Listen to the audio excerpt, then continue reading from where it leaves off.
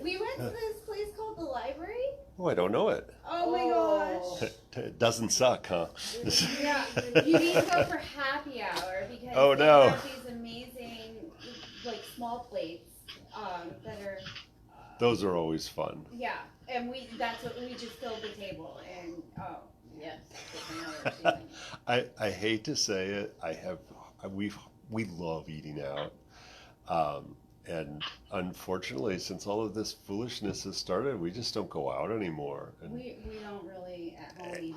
it's like, I think we've been out twice since like March, and only if it was outdoor seating. And just being paranoid. I don't have time to get sick. As a general rule, I don't.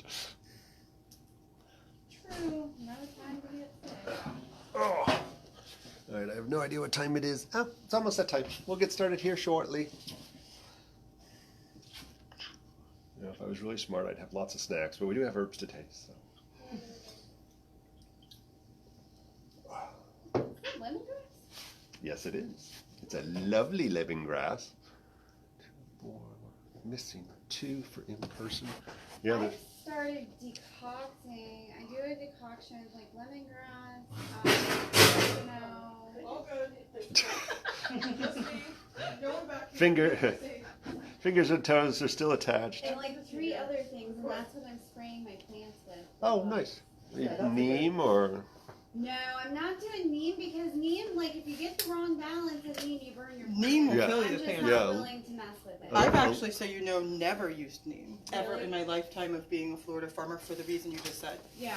Especially in our heat, you have to be very careful. And I would say, like with the lemongrass, be careful decocting it because then you're losing all your cool volatile oils. That's almost Are it. you? So I should just infuse it for that? You can, one of the things we do a lot of times, it's very Chinese of us, is we do a decoction of whatever, like roots and whatever we're going to use, Yeah. and then have your gentler stuff and toss it in and take it off heat and make sure it's covered. Okay. Just like roots and bark, the different, Yeah. so that's, Yeah. I mean, leaves and bark. I don't know, I felt like it didn't matter because I was spraying my plants, but you're right, I need the oil. You want for the my you want the plants. stinky That's stuff, like the yeah. purpose.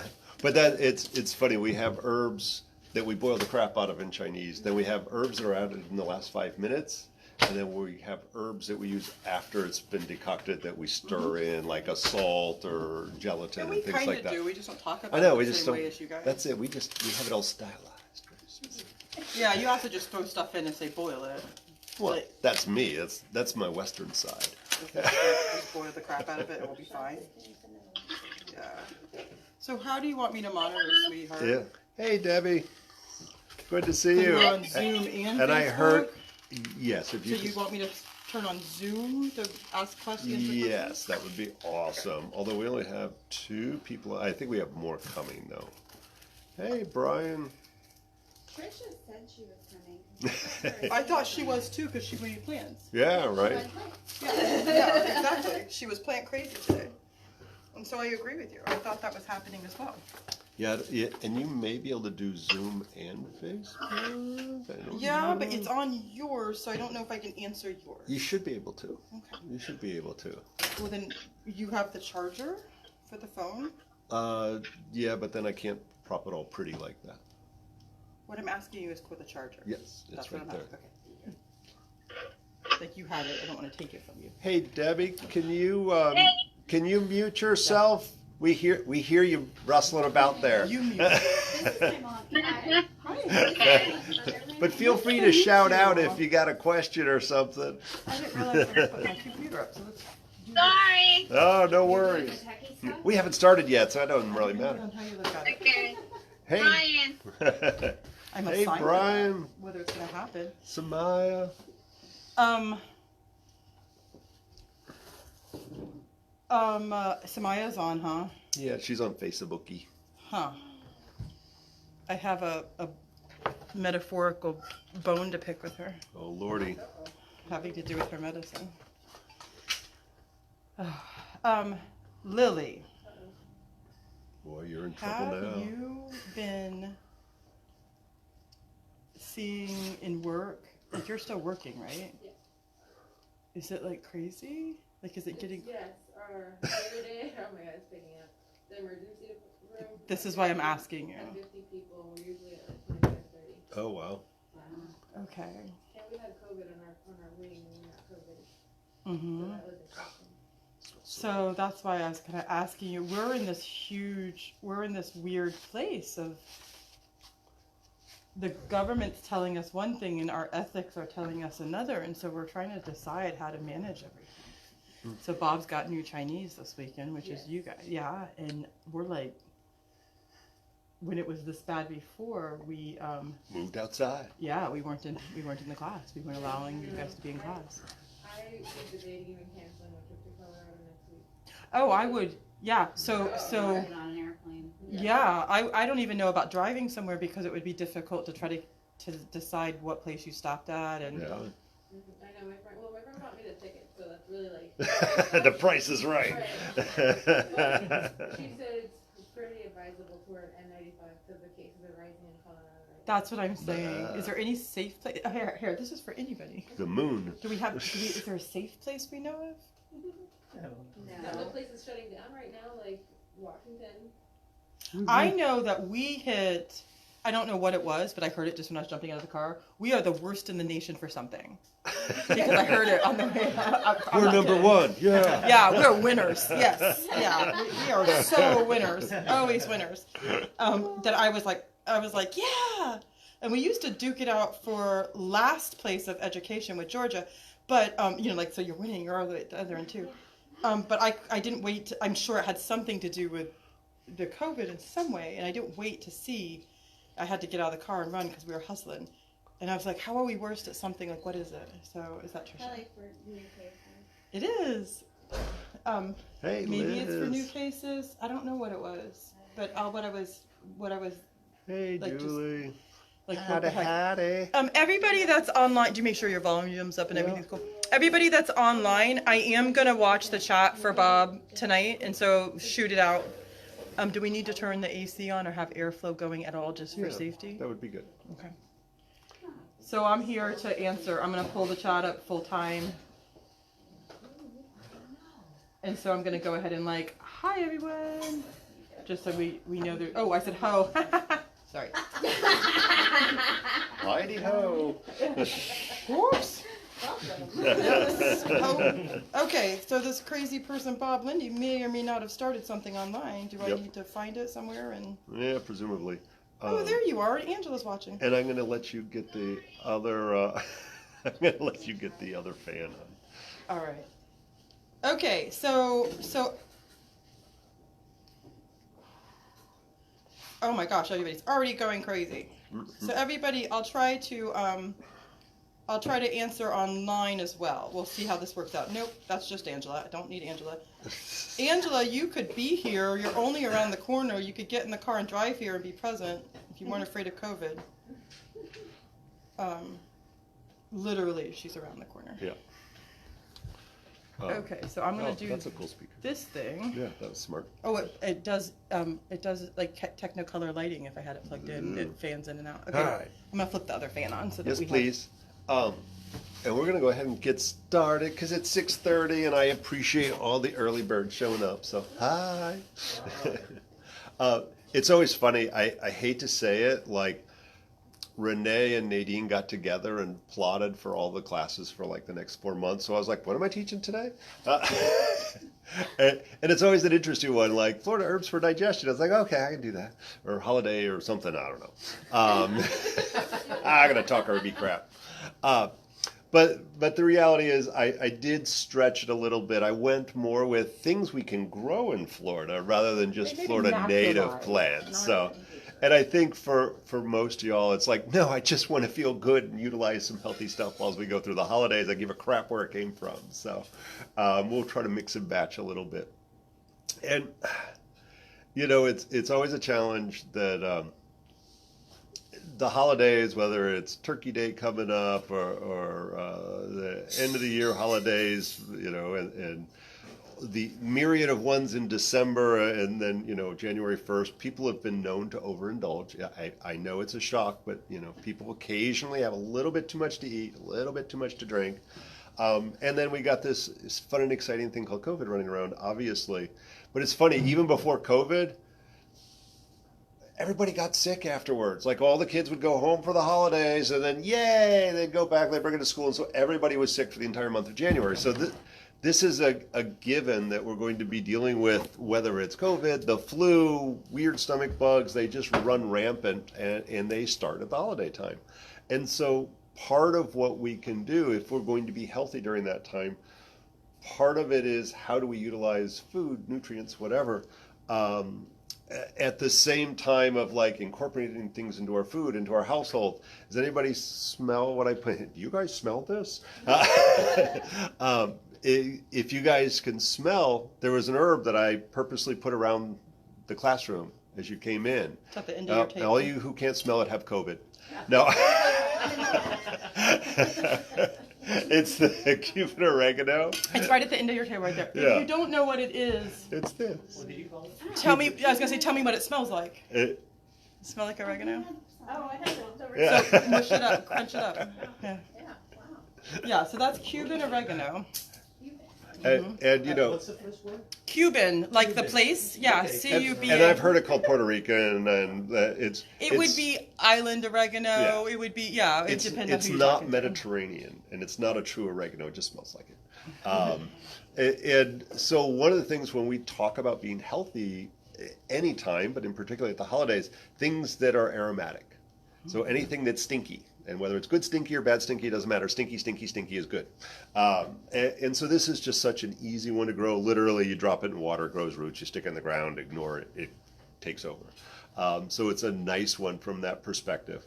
And it looks like we got a good crowd on. So now that I've already started talking and saying crap, I guess we should say who we are, huh? You want to do an introduction? Yeah. For anybody who doesn't know, I'm Bob Linde, and one of the directors of the Tradition School of Herbal Studies, as well as a registered herbalist and an acupuncture physician. And I've been playing with herbs since I was about 8 years old, because herbs are cool. They're so not. What's our very bumper nerdy. sticker? Plants are dope. Yeah, Bob's got a sticker on the back of his truck that says plants are dope. But I have an odd mix because I can always mostly find it in the self-taught Western herbalist long before I ran away to Chinese medicine. But also as a teenager grew up in the Bahamas, and so have some pseudo-formal training in Caribbean medicine. And then through my own health issues that wasn't getting better from the crap I knew, ended up running away to acupuncture school. And really, and it's one of the things that Renee and I both harp about, and promise I'm going to sneak these ideas into your head, whether you know it or not, for those of you who are new to our realm here, is the idea of energetics, and the idea that food, herbs, everything has energetics, and it affects us in the same way that it was hot and we didn't want to play outside as much, and now it's beautiful outside, and now we want to play outside. And so it affected our behavior, the temperature. And so that happens with the things we eat and drink as well, that it affects us. So I sneak that in wherever I can, so we start to reintroduce an idea that's very old, not new. Renee. Yes. Who Oh, you you want be? me to do a bio? Who you be? Hey, my name's Renee, and I'm a clinical practicing herbalist, and I've been a clinical practicing herbalist for 100 years. And I have. It's been that long. And I'm a traditional healer, and I'm a 5th generation Floridian. And more than Bob does, because I'm a freak about it, I want you to know the plants that are in your bioregion. I don't want you to ever be dependent on the government or any entity for your food or your medicine. I want you, if like the electric goes off today, I can save you, I can help you, I can show you what to do in your area. And just from the act of understanding and picking your head up and looking at the animals, the plants, the dirt, the fungi, smelling the air, you should be able to make it energetics. And about halfway through my life, I figured out that everybody didn't know that I was raised like a farm family, and I was raised with an indigenous slant, because those are the people that kept my people alive and saved us back in the 16 and 1700s, and that just carried on. And so I think it's very important that we have these free classes that are bioregion and indigenous, because I want you to know what's growing out. So Bob choosing the plants that were not necessarily indigenous to here doesn't matter. That's what's here around us right now. And if it's growing and prospering now, that means somehow it's in community with us and we need it. And it's here saying, hey, look at me, and trying to get our attention. So that's my dealio. Bob and I have a bit of the same upbringing in that I was raised here and on the coast, so I'm very island slanted, tropical, medicinal. And I do work in South America with indigenous tribes, so the same thing, that you have to know the plants back and forth. I'm one of the teachers and the clinicians and co-directors of our school. And so I think that's short enough for tonight. Yeah. Like, I don't want to take up our time. And if anybody doesn't know, we have lots of cool classes, free classes, yay. Usually we try to do once a month. It's kind of our gift back to the community. And we, except for this first 5 minutes, we try not to do a sales pitch. We actually try to educate people and stuff. But also we've got the Western Herbal Program. The starting point of that is coming up. Next week. Next week? Holy crap. The weekend after Thanksgiving, we do 101 that both Chinese and Western should always do. It's the kind of thing that keeps you out of the Walgreens.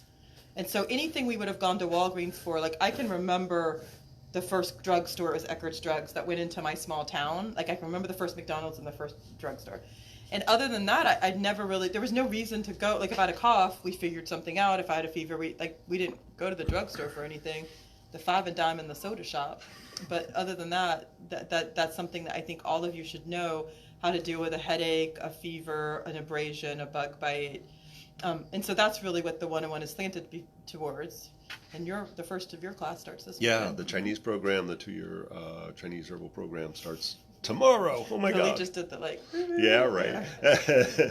And then there's other classes of 101, so we do that a couple of times before foundations. And There's going to be one that's this month, one that's next month, one that's the next month, and That's it? we do 3 or 4, and then the foundation starts, which is a longer 6-month program that covers hundreds of plants and basically the body systems. You know what medicine. we probably should mention, because I'm sure we'll do it even though we haven't said anything about it. We have traditionally for the last 5 years probably Plant walks. done a plant walk on New Year's Day. Yeah. So if anybody, like, we haven't, yay COVID, thanks. We haven't done a lot of plant walks in a long time. Like, we've done some online, which it's not the same. Yay, you can see all of our plant walks on YouTube. But I think we're going to continue that, and we'll just make people wear a mask and stay the hell away. I will tell you, our laws are such that we can do it. Yeah. Like, we're allowed to do it because there seems to be no limitation. Yeah. So, but we could just like spread out. I would yell at everybody. Watch on the Facebook. We usually do 2 free ones in this holiday time. Yeah. Because we're fat from eating too much and we need to walk around. Pretty much. Yeah. We don't do the Black Friday thing. We usually do one around then and one around New Year's. So yeah, Christmas New Year's Day, watch for, and we always do it free for New Year's Day because we consider it a gift, and it's something that everybody should know, and it is all of your ancestral knowledge. I don't care where you come from. Plant medicine and being able to walk around and find lunch is part of all of us. So watch for that. I hope y'all can join us. We might be freaks and even try to do Facebook Live on the cell phone when we do that on New Year's Day. Yeah, we're usually successful with it. For anybody who wants to grab, are we recording this one, Bob? Probably. I don't know. Okay, so I'm going to try my best to write the Latin names of everything that he talks about, speaks about in here. So for the Cuban oregano, so you guys can grab this recording if you just ask the school, is my point. The Cuban oregano is Coleus. I'm trying to write it on the board. Yeah. And Mexican men. Yeah, so those are the 3 names for it. I'll write it on the board. And it's funny, Coleus is an interesting booger. You can go down to Home Depot and buy Coleus. The Coleus, Don't use Home Depot and Lowe's for your food, source. for your medicine and food. But there are Coleuses that grow throughout the world and are available at flower stores and so forth. Most of them are edible. Most of them are medicinal, and we just have to find what the exact genus and species is and what country, and you can find the traditions that relate to it. And I'll tell you inappropriately, I have tasted some of them out of the Home Depot to see, and if it has the same leaf shape and the same principles, it's our basic botany class in our reality. And prior to tasting it, she actually had dark hair. I don't. Just kidding. I did not. Okay. But yeah, and most of them are aromatic as well. They have very different types of stinkiness to it. From I really like the Cuban oregano. I think it's a wonderful smell, but then I like oregano. To kind of really musky and not pleasant, the Coleus faculsi, which is an Ayurvedic herb, that is not yummy, nor does it smell nice. So, I'm gonna I want to start with the best one, and it's a little less herbal, and so I apologize in Why do you say advance. it's the best one? Well, because probably as much as we all are health fanatics and none of us eat or drink or do anything wrong over the holidays or any other time because we're perfect, the likelihood of at least one person listening having a friend who drinks too much What are you going is to? pretty high. Which one is it? Oh, not a plant. Oh, okay. One of the things that if someone is going to overindulge, or I'm going to say indulge because the reality of it is you're likely to have a glass of wine. And even that in some cases is too much. It's funny, I had somebody just recently had a variety of digestive issues, allergies, sinuses, skin itchy, all of this weird stuff, and really kind of struggled to accept that you're a train wreck, and I couldn't figure out there's nothing really wrong with you. There's not a reason why you've got all of this. So we went to the food and said, I wonder what's going on, and went through, and it's like this woman was perfect. Like she was eating everything. I was like, I got nothing. Her one indulgence was wine. She enjoyed wine every night. Not a lot, a glass or two, maybe 3 on the weekends. And what I did, I asked her, what kind of wine do you drink? And, it wasn't $3 chuck, but it was not fancy high-end wine. And I came up with the idea that especially the more inexpensive wines oftentimes are high in sulfides. And sulfides is a chemical, there's a small amount that's naturally occurring in wines and many other things. But in order to stop the fermentation process of wine and beer, they use sulfides, and it kills everything, including your entire digestive system. And for folks who maybe have a less than ideal digestive system, it kills what little they have left. And so on my suggestion, I suggested where she go to find a finer drink of wine that had low to no sulfides, and have her come back in 2 weeks. And she came back in 2 weeks. She's like, this is ridiculous. All of my symptoms went away. Sorry. She was like, and I even found an inexpensive, decent, no sulfide wine. And she did what I never really asked people to do this. I kind of joke about it. But she did 10 days of either no wine or the no sulfides wine. And then she, at the end of that, and she was feeling great. All of her symptoms went away, the bloating, all. And then she went back to her wine that she was always drinking every night. And it felt like she got hit by a truck. I'll come over there and do the other one. Oh, okay. Well, you're rocking it. Well, they're going to come up. Don't worry, she's going to type all of this into the I'm chat gonna too. type it in. So the reality was, it was a very simple thing. And yes, alcohol is a poison. You drink enough of it, you feel like you've been poisoned. There's a shocker. But for those of you who maybe it's like, I don't know, I feel terrible after just 1 or 2 glasses of wine, it's actually not the alcohol, it's the sulfides more often than not. So, It's what causes the headache the next day too. yes, and it will oftentimes be what causes the headache the next day.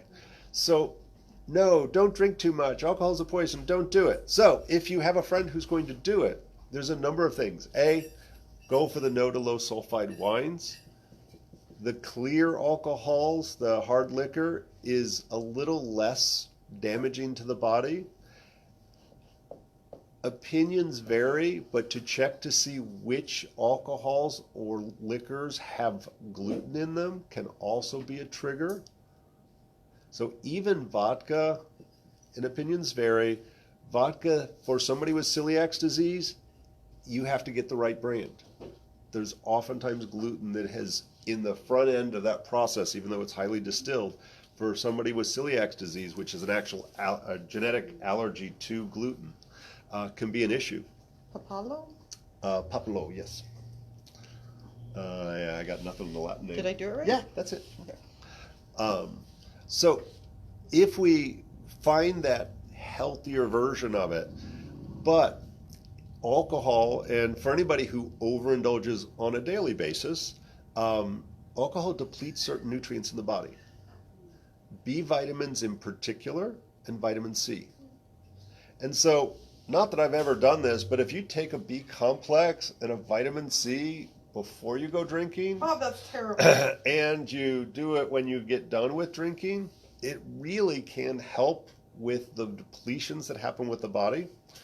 And then there's a cool Chinese herb that I oftentimes would recommend as well called curing pills.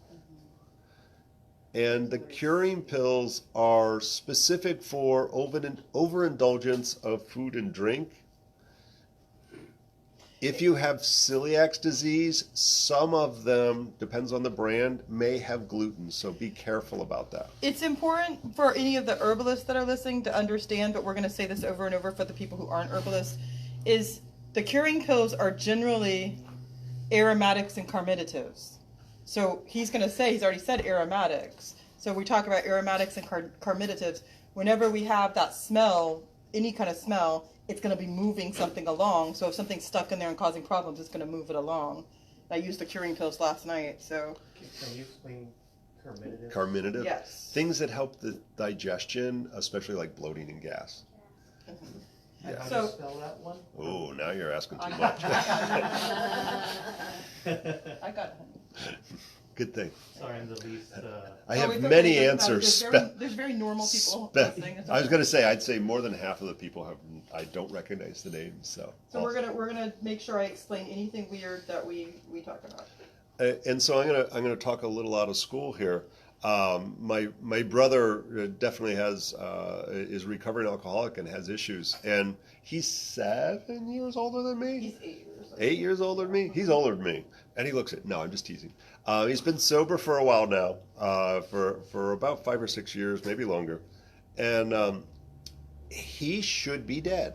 Without a doubt. No, I like Sorry. he wasn't just drinking a little bit too much. He was putting down a 2-liter of vodka every day, and like not joking on that, and indulged in probably a few other things that may or may not have been legal. But it's funny, despite all of that inappropriate action, he took vitamin C. He took B complex. He was a smart guy. He still is a smart guy. And he knew that he was doing damage. And so he was actually really good at eating, drank lots of water, and used a number of very specific herbs that would help minimize the damage that he was doing. He knew he was doing damage, and he was replacing a number of those nutrients that he was depleting. I think it's why he's still alive. And generally a pretty healthy guy. So it's one of those things that whether you're overindulging long-term or overindulging short-term, it is important to recognize that there are things that we are doing to our body that we can help. So with the alcohol, the other things he was doing traditional medicinal detox tea, I believe it was. Solid. If I remember correctly.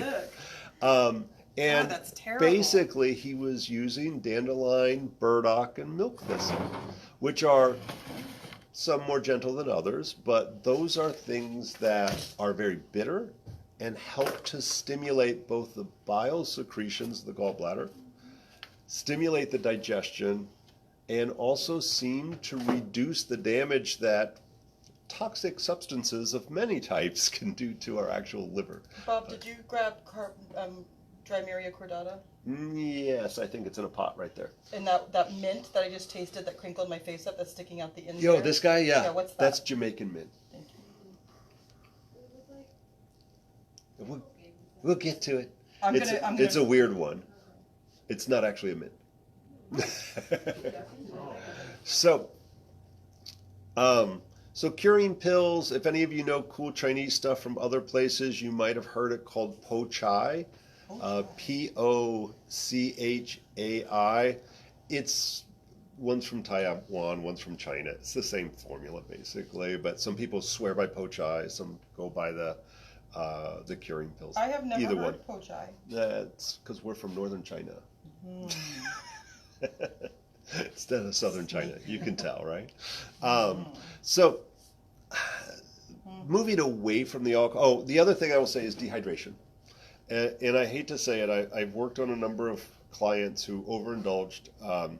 And I used to always say, always have 2 glasses. One of water, one of your alcohol of choice. If you take a sip of one, you better make sure you take a sip of the other. And also, if you're at a bar, that saves money. And most bartenders are happy to give you both a paid drink and a glass of water.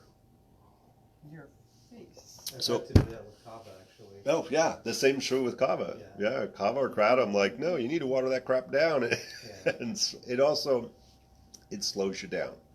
A lot of times, and you know, this year, most of us aren't doing the larger social, you know, we're well, actually, she's probably happy because she had to do most of the cooking. But we oftentimes have 15 or 20 people over at our house and Very have common. family and extended family and so forth. And, you know, I have social anxiety. I struggle even to teach you all. That's not alcohol, I promise. And you know, so we tend to, if there's alcohol in front of us and we have social anxiety, that we're going to sit there talking and drinking too fast. And it's not even so much that we want the alcohol or the kava or the kratom or whatever, but we have this nervous action that we're doing. So we don't really care whether it's the glass of wine or the water. So if we ensure that those water glasses are filled, it really helps a lot with some of that difficulty of strangers and social anxieties that we oftentimes see at celebrations and so forth. So I always like, make sure the water is flowing as well as the wine. So there's some interesting ideas, and I promise I am going to totally sneak all my cool Chinese medicine ideas into you. As we start to, and I'm going to move away from the alcohol, although you could probably do these with alcohol as well, looking at non-alcoholic drinks that have that celebratory flair to them, as well as some of our holiday colors. We think of reds and greens and things like that, having that holiday spirit involved with them. And one I'm going to say way too many times is the cranberry hibiscus. Over there. And there's a number of different types of hibiscus we can use. Oops. Ah. So the cranberry hibiscus is the easiest one to grow here. Hold on, you said something very important. He says there's a number of types of hibiscus that they can use. So when I wrote it up on the board over there, I put SPP next to it. Oh. Anytime you ever see SPP, it means multiple species, like any species of that can go. The flavor dictates what it does in the body. And then Lily, did you have a question? Oh, no. Okay. So there's the sorrel tea of Jamaica is a type of hibiscus. It has the red flowers but green leaves. The cranberry hibiscus has red flowers and red leaves. And it tastes like cranberry, and you can make cranberry sauce. But ultimately, sorrel tea it does have some oxalates in it. Sorry, y'all miss out online. Here, it's yummy and sour. And who's going to pass it? Have a nibble. Don't worry, we don't use any pesticides. No, we're organic. So you may Because they're have from one our there. gardens.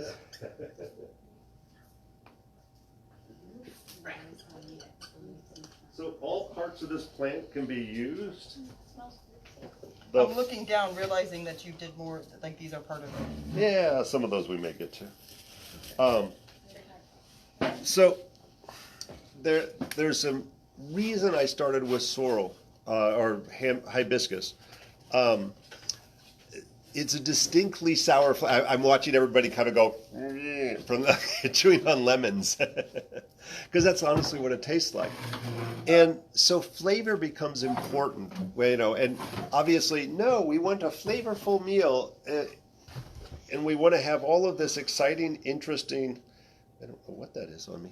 Pink sap, I think. Yeah, it's her tick. I've got Lyme disease now. I have an herb for that. I do. So when we look at the hibiscus in particular, the sour flavor of it is important. We use sour to actually stimulate the saliva, which is the starting point of our digestive system. We actually have digestive enzymes in our spit. So the use of two flavors in particular is sour and bitter. Bitter works on the gallbladder and the bile secretions, has an increase in the stomach acid, and the sour starts the saliva in the mouth. And so if we're going to have healthy digestion, we need to have a healthy digestive system. And the more we start that stimulation of those things to produce those gastric stuff, juices that we need in order to break down all of this excessive amounts of food, is vital for us to be healthy in this process. So it's funny, whether we put it in a salad, whether we put it into a stir fry, we make tea out of it, doesn't really matter.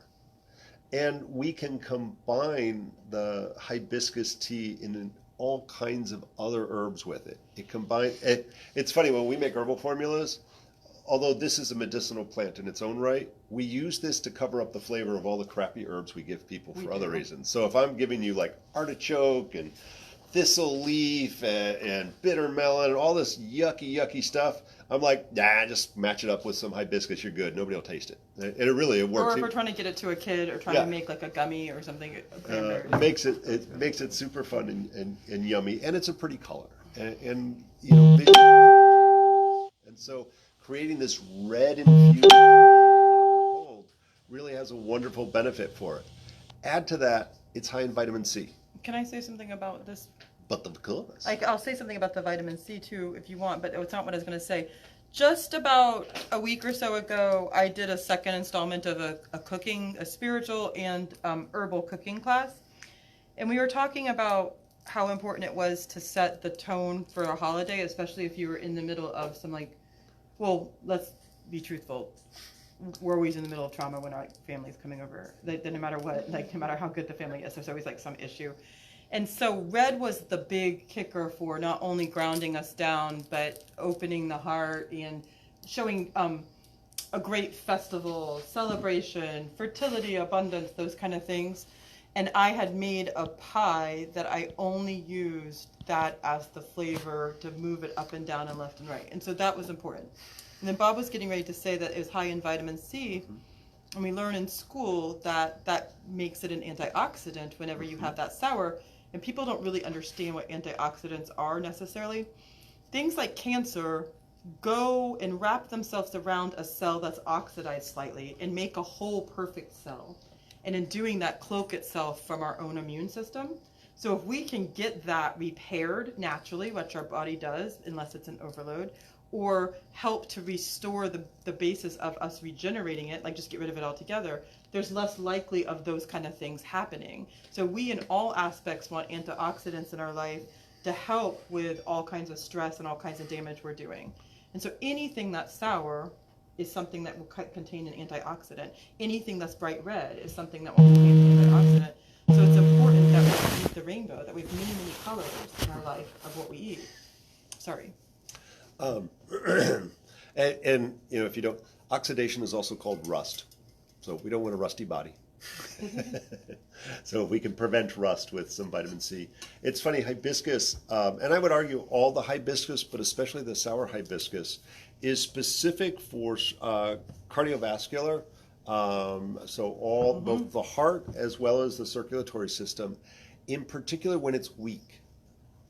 And so we look for things like anything from congestive heart failure to easy bruising. So if like every time you touch something, you end up with a bruise, that's a capillary fragility. Basically the blood's leaking out. And it's funny, we can say, ooh, the energetics of sour tightens the tissues up, it tones the tissues. Yes, the red color, we say, has an affinity to the blood and the heart, sure. And also, one of the symptoms of vitamin C deficiency is easy bruising and easy tearing of the tissues. So I'm just going to generically say, if you brush your teeth and every time you do that, you're spitting out a mouthful of blood, you probably have a vitamin C deficiency. And, if same thing, like there's many reasons why we can bruise easily, anemia, B12 deficiency, iron deficiency, and so forth. But vitamin C deficiency is surprisingly common, and a glass of orange juice will not suffice in your daily dosage of vitamin C.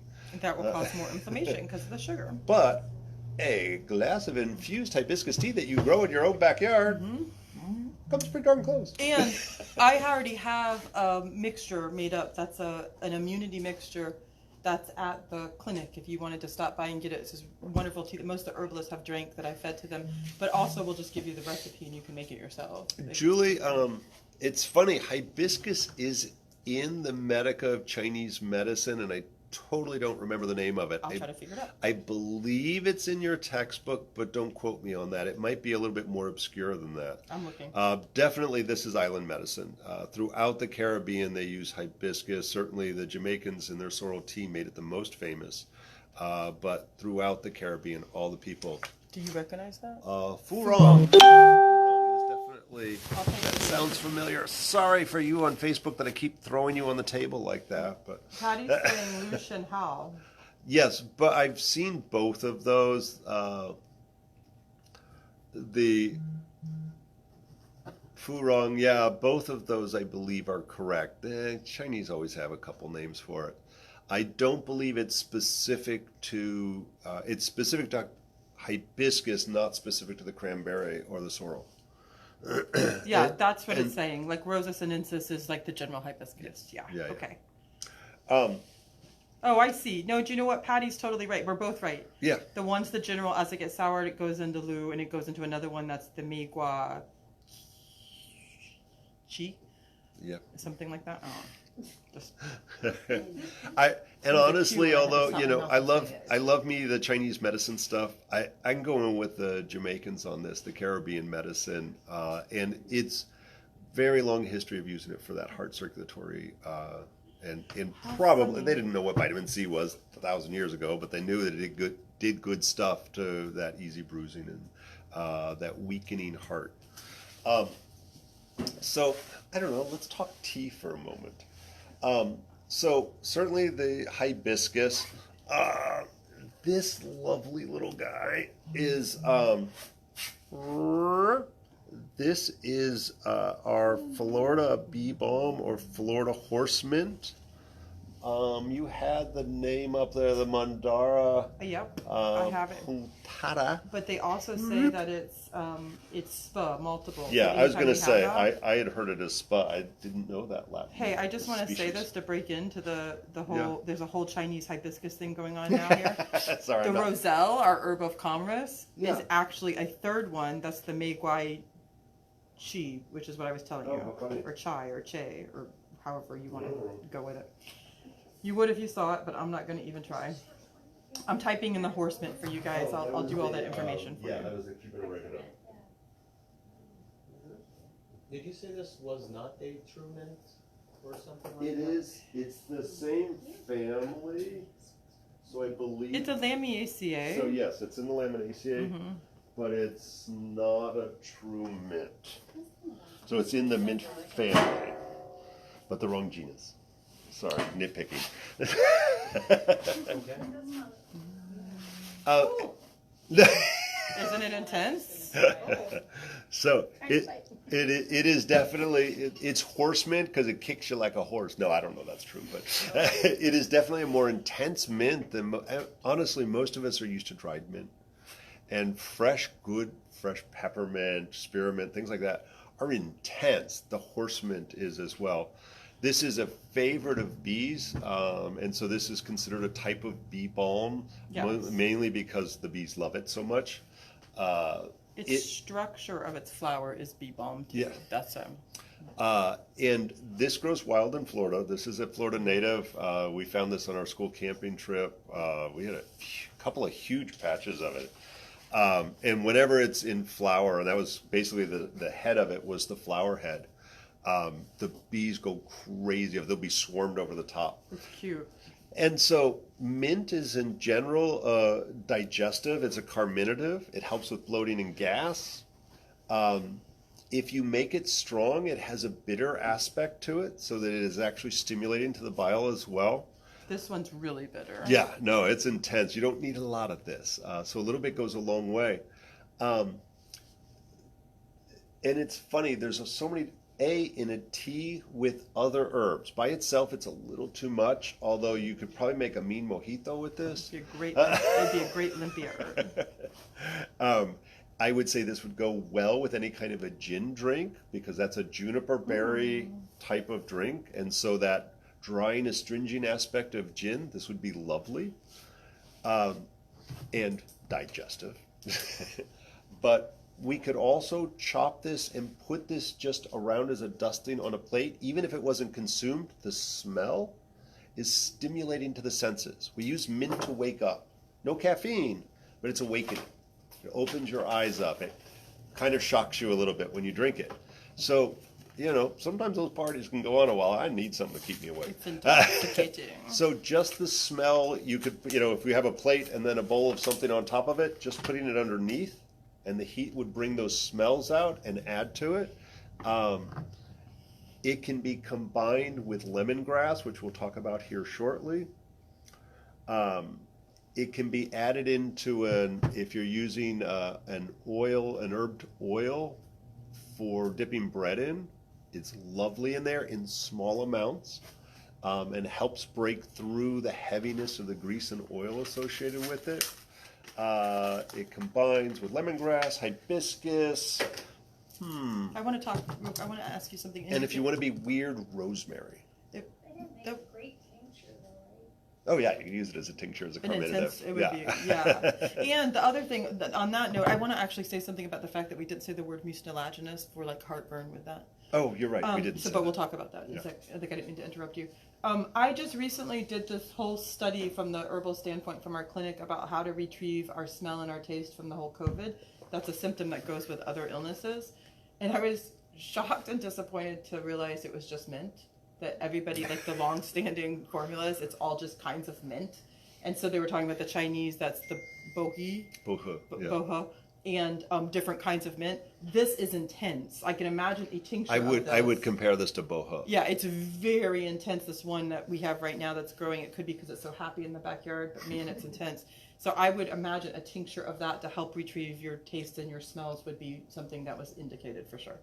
It was ridiculous because I wanted some profound thing and it was just mint. We're probably recorded enough that the feds aren't going to come down on us. If we say the word COVID, but one of the things that on a professional herbalist that a lot of people have been using is sage, just garden sage. Yes. Like stuff your turkey sage. Mm-hmm. For folks who are like, no, I'm doing great, I've recovered from COVID, but dang it, I can't smell or taste anything. Mm-hmm. Sage tea. And those hold the same characteristics on paper, that they both are sticky, they're both an aromatic, they both have similar stems, they both can be very drying, they both have a high quantity of oils, volatile and stable. And so they hold the same characteristics and classifications when making medicine, that they can dry things up, they can also instigate capillary movement so that, bringing that blood back to the surface. And so I can see why that would be a similar thing for sure. So I want to talk about one of my favorite herb tea combinations that's a little weird. Lemongrass and rosemary. And it would sound like, well, that would never work together. And lemongrass is lovely if you don't know it. In the Caribbean, we call it fever grass. And by that, we can assume that it's good for fevers. And in that same sense, we can think of it as cooling. So if you never experienced it, I'm sure you've seen somebody who does. If they eat too much, especially if you're eating out or getting food in or something, there's too much salt in it, or it's something that they have a food sensitivity to, they tend to inflate water retention. And so I only ate a half a pound of food, but I put on 5 pounds. How in the hell does that happen? It's literally from a food sensitivity oftentimes, or the salt actually changes the fluid metabolism of your body. And so you could go down to the doctor and get a diuretic, or one of the things we can give with our food is a very mild diuretic, and that's lemongrass. So fever grass or lemongrass is cooling. I'm going to break my own rule here. It's not always anti-inflammatory, but a lot of cooling herbs are anti-inflammatory, lemongrass being one of them. And rosemary, which is invigorating. And rosemary, there's so many things. It is a strong antioxidant. It is specific for certain types of pain, and it's very specific for the memory. And so if you're into Shakespeare, I forget which one of his wonderful writings was, it's rosemary is for remembering the past, present, and future. And so we use it for things in the head. So rosemary is one of my go-tos for preventing hair loss from things like chemotherapy or patchy hair falling out from stress. I can't think hold of on. it. It's late. Alopecia. Yes, alopecia. We use rosemary topically for that. Can I say something about that? Yes. We just recently had a case where we had somebody who was underserved with the doctoring community and had their hormones all out of whack because of lack of checking it. They had huge patches of hair falling out, and topically, within a week, had it growing back in thick just from a wash of this and something else that we use. And so that shows a big, huge evidence of that. The other thing is, as a person who works with the plant singing machine, Pam Montgomery, one of my plant spirit teachers, talks about it being the plant that's helping you remember who you were, who you are, and who you're going to be. And we use it for all dementia, Alzheimer's, brain fog, anything like that for the same reason. So it's something that kind of backs up that whole Shakespearean thing. Oh, I had rosemary in there so you could mix the smells in your... Oh, there it is. I was going to say, I'll go get it. Yep. So now mix it with... So Bob's now passing around rosemary and lemongrass together. That's lemongrass? Lemongrass. Yeah. Mm-hmm. I'm writing it down in the order that he's doing it so that I can, if anybody needs to have it. And I also, if you go and grab the recording off of Zoom, I'm putting it into the Zoom as well, so that you'll have like a record of what happened. So I'm going to just say that I'm a freak when it comes to smell and taste. That Renee and I do a lot of formula writing and stuff for larger companies and small companies. Mm-hmm. And we create our own formulas, and there's times when she'll go over and say, smell this. I do. What's missing? Like, and I'm like, you need one more drop of... Mm-hmm. What's wrong with this? And so I think it's, and for our herb students or future herb students or whatever, the more we engage our visual, our olfactory, and our taste, the more we start to put these things together and see how they feel to us. What is there too much, not enough? We like it, we don't like it. Do we notice anything weird in our body? So I handed those herbs out one at a time. I handed the lemongrass, and everybody's like huffing the lemongrass, maybe smelling it, tasting it a little bit. And then I handed out the rosemary, and you can smell that separately, but then mix them together and see how they fit together. Those two scents combining and competing for receptor sites in your schnoz and so forth. It's hard to make tea out of it. And so that's part of formulation, is we want things to be pleasing to the eye, to the nose, and to the palate, and have a medicinal benefit. And so changing the ratio of that to what you like is correct. And with the lemongrass, it's all species that anytime you have a lemongrass of any kind, it's used the same way in that country of origin. And so that's another reason why it's just a yes. And it's funny, I particularly, we're in Florida, so it's going to be hot here on Thanksgiving probably. So the rosemary and lemongrass is very specific in the summer for cooling off, but I like it because we're generally overheated from overeating, the fluid retention like we said. So I kind of like that as a holiday meal kind of thing. What other teas have we got? Oh, I didn't say that one. So the next one, I know you're in here. Tell me if you need my help. Did you spot holy basil? There's my holy basil. It might have been the thing that I was like, what the hell is this? Yeah, so I don't know whether you had holy basil. Do you know which one you have? I didn't, because I didn't see it. Who knows? Do you think Rama. well, here, I can tell you. Okay. Give me a tiny. So, sorry, got a little wilted. It is. I think it is Rama. There you go. Oh. That's not my favorite. So, it's always funny when I talk about holy basil, Krishna.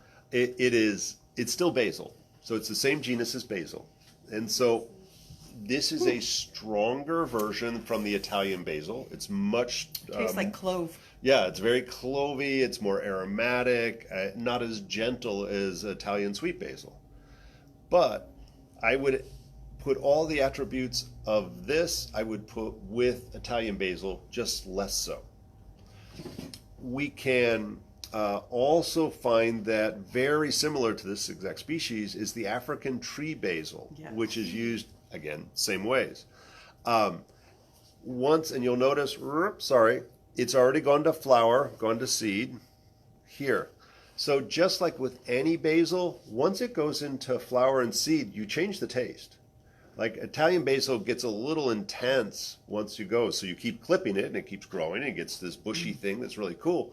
And so the second you neglect it for a week and up comes that, now we change the taste. It becomes more bitter, it becomes more acrid. It's not bad, it's just more intense. So the same is true of holy basil and the tree basil as well. If we allow it to go like this, and I like it to reseed, so I let them all go. For medicine, the more intense taste is better. Mm-hmm. So we want that stronger aromatic, we want that stronger bitter acrid thing going on. So in the same way, we could add this to any of the teas. We could add this with hibiscus, we could add this with lemongrass. I haven't tried it with lemongrass. That would be really super good. yummy. Yeah. Now that it's chilled out in my mouth, I'm super happy. The reality is, as a tea, it's not bad. It's not bad at all. But we could actually mix this with Italian basil and make pesto. And everybody who's been in class has been on the receiving end of eating my pesto. Yeah, this is something that I gave you recipes. So for. it's like, it's still basil. We just need to cut the intensity of a little bit. And everybody's going to go, wow, this is the craziest, best basil I've ever had, or pesto I've ever had. So literally, this herb is to make everything okay.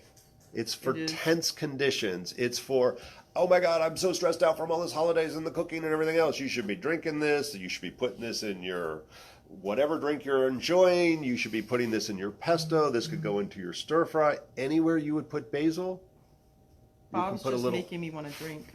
I know. I'm going right to the booze every time, right? And then I'm going to try to answer Julie's question.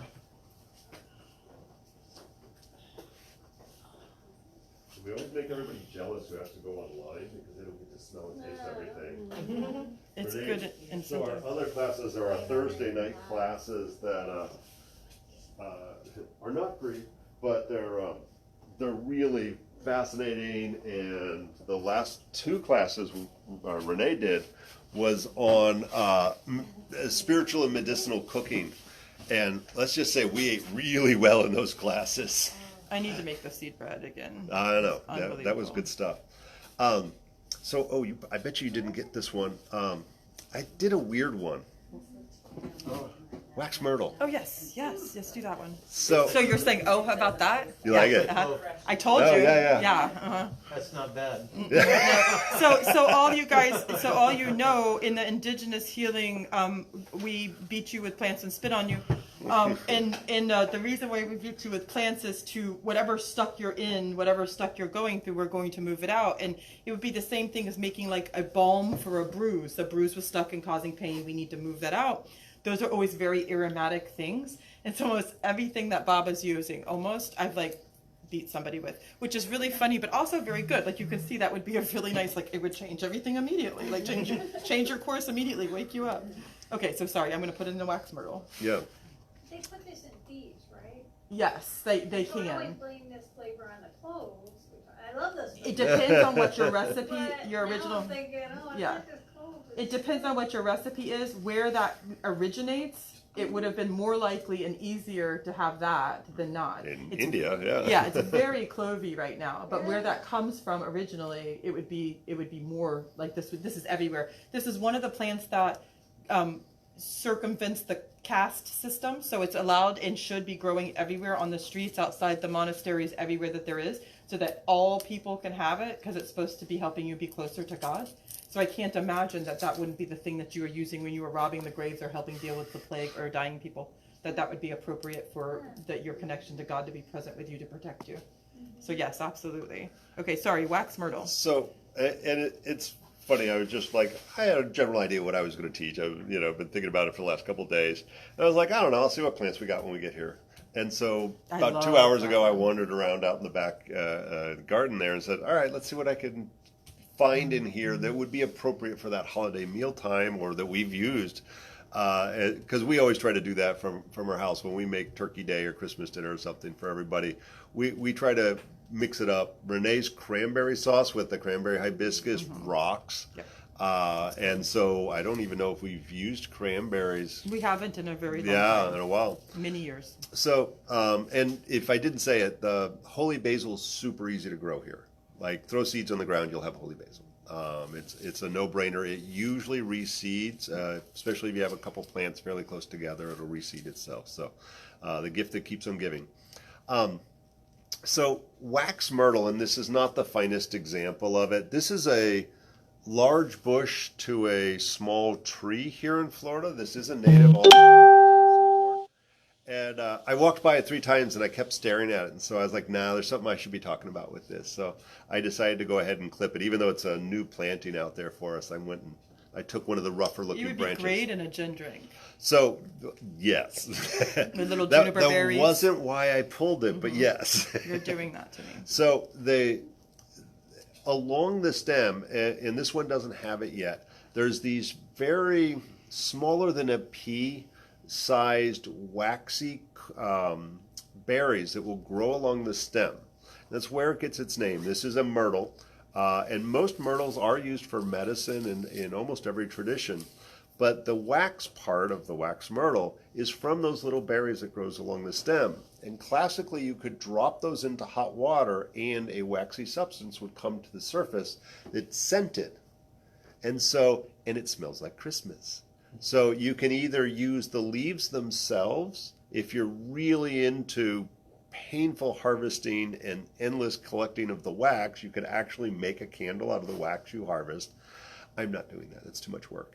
I usually just use regular candle wax, and I'll use the leaves, stems, shavings, and mixing it with pine needles or pine sap will make wonderful scented candles for holiday time, for the winter holiday time.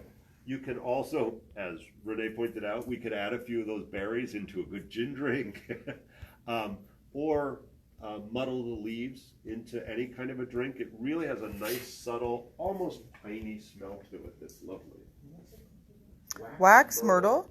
I'll write it up on the board for you all here. I did it online. So it's going to just be Merica, like myrtle, just like the same kind of thought process. It is multiple species. Anytime we have a myrtle, it has a similar production. Also, it is bayberry here. That it grows, like we have swamp myrtle. We have all kinds of myrtles that are by all kinds of people and things. And so any of those myrtles were due. I'm going through Bob's chat. Look at how much time I have, because I've got weird plants. 6:24. I mean 7:24. I got weird plants that we don't talk about a lot. I was like, Okay, so I'm gonna get through your stuff. We're usually so focused on a category when we're teaching and stuff. Okay, so say it again. Hey, Ashley. This would be a bitter. It could be a bitter. Yeah. It's actually, because it's an aromatic, it will come off sweet. It's got a slight astringent. It could be a bitter. It's not always bitter. So because I know Renee's trying not to say it, so I'll go ahead and spit it out. It's used for spiritual practices more often than it is digestive. So yes, it's a digestive without a doubt. And most Sage, like, kind of, it's for protection. And so I'll give a good example. A friend of ours, she is married to a South American indigenous person, and they had just come back to the U.S. and she was in labor, and there was not complications, but it was delayed, and it was. Don't call me for this. I don't do this normally, but they're friends. She wanted to stay at home, and her mom's a midwife, and yeah, she was, they were doing a home birth, and the labor was stalled, and so they were like, Bob, can you come over and help and help with the induction? And so I actually had to cancel my patients for the morning and run over to their house. And I'm thinking at the time, I'm like, yay, great, I can put pokey things in somebody and I can stimulate labor usually. But I was thinking about her husband and literally didn't speak any English yet. And here he was in a foreign country, literally lived in the Amazon jungle and was uprooted and brought here. And this all, his first child, blah, blah, blah. That had to be a very unsettling experience for him. And it was very shortly after they got here, I think. And he had already met us, I think, at that point. So he knew us. So I went out into the park behind our house where there's huge stands of wax myrtle. He knew us, and we were probably the only lifeline he had because we understood what was going on. And so I went and I That's grabbed up a bunch of branches of it, and it's very traditional in the jungle there to use aromatic plants to protect and to kind of, it's a type of smudge. And so literally as she was laying on the couch and we were trying to induce the labor, it's a time when people are thought to be very open and they're weak, they're exhausted, trying to pop out a baby. And so to place something aromatic around her, and it was something that does grow, not in the jungle, but more in the foothills around the jungles. And as soon as I did it, and I handed it to him to smell, and he smiled. He's like, "I know this plant." He didn't know the name as we knew it. And so to place those around her, it's also used specifically for not strong contractions. So it is a labor plant. It's used for anything that's stuck. Yeah, so the roots are primarily used, but we can use all parts. It's just stronger in the roots, but then you got to dig up a tree. So I tend to use the aerial parts because it's a little less abusive to the plant. But it is specific for stuck labor, stuck things. And so in that sense, making a candle of it as protection from all the crazy people that are there at your house for dinner. Too often, I hate to say it, we love our relatives and in-laws and all of that. The reality is that sometimes it's really stressful, and we feel obligated to bring folks that maybe, crazy Uncle Louie or whatever comes over, and maybe you didn't want him there, but Uncle Louie, me. so from that, it smells like Christmas, but it is also protecting you from the crazy people across the table from you. It literally is used to unstick or dislodge something that's attached to you or your household. Mamas will use it to sweep underneath the bed if the child's having recurring bad dreams. It literally gets rid of the blockage. Whatever the issue is, you don't got to go home, but you can't stay here. You got to go on. And so it's something that for a very long time in all cultures that any of these grow, that's the case. And in any of our ethnobotany books across the eastern seaboard all the way down into South America, anywhere where these grow, that's what the culture will say about it. So internal and external, anything that's stuck. And so absolutely we want free-flowing, non-stuck items going on. And if your belly's messed up, especially, I can see this going into a drink. If anybody ever tries to make a candle with it, though, it'll be super infuriating because you can gather and gather and gather for several days and get several tea candles. And it's like, no, this is not, they can get the wax berries melted off and skim the wax off. And it's really a pain in the butt. And I think your dad corrected me on my pronunciation. Papalo. Okay, good. I got it right. Papalo. This is a herb that I only know of it from Southern California and Mexico. I don't know of it growing anywhere else. So not native here, but grows like gangbusters. Very easy. It reseeds itself. I hate to say it. If you go to the clinic and buy plants from us, you may very well have a volunteer of this coming up in your pot, and it's such a gift. That's funny. If you didn't know it, for people who hate cilantro, that's a genetic trait. It's not a defect, it's just a trait. I think it's a defect for you. I happen to love cilantro. So this is cilantro and crack. This is cilantro, it's kind of intense and pungent when you first bite into it, and it's there and then it's gone. It's just one note. This has 10. And almost a dandelion powder puff flower bloom on it. All the seeds fell off of those. Oh well, I spread seeds all the way in here. If you hate cilantro, you probably won't like this. Oh, is it?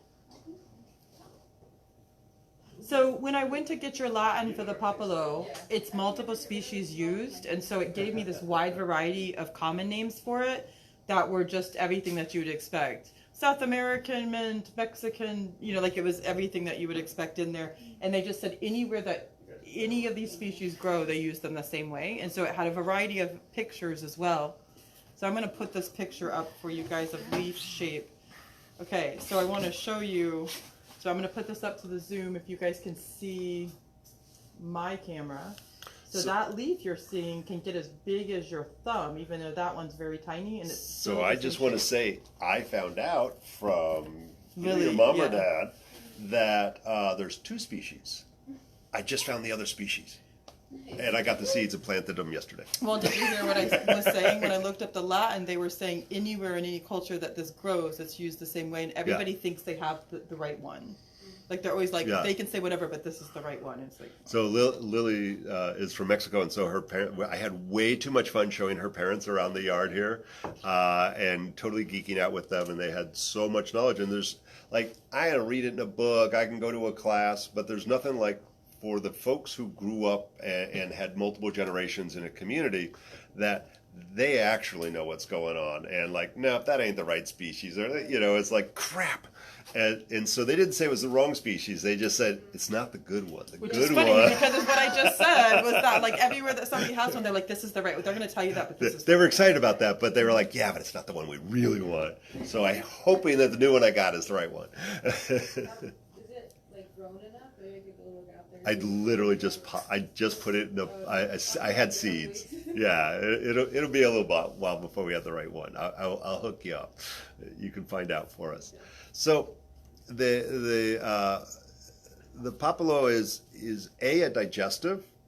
In higher dosages, it's, and I'll throw a fancy word at you, diaphoretic. It makes you sweat. So we can actually use that for things like food poisoning or a low-grade fever where our digestion is kind of involved, or you're getting diarrhea or vomiting along with your cold and flu. Sometimes it happens. Hey, Kim.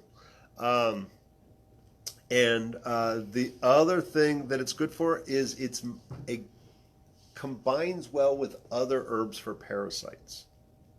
It's a very gentle anti-parasitic. And as far as I'm concerned, just an amazing...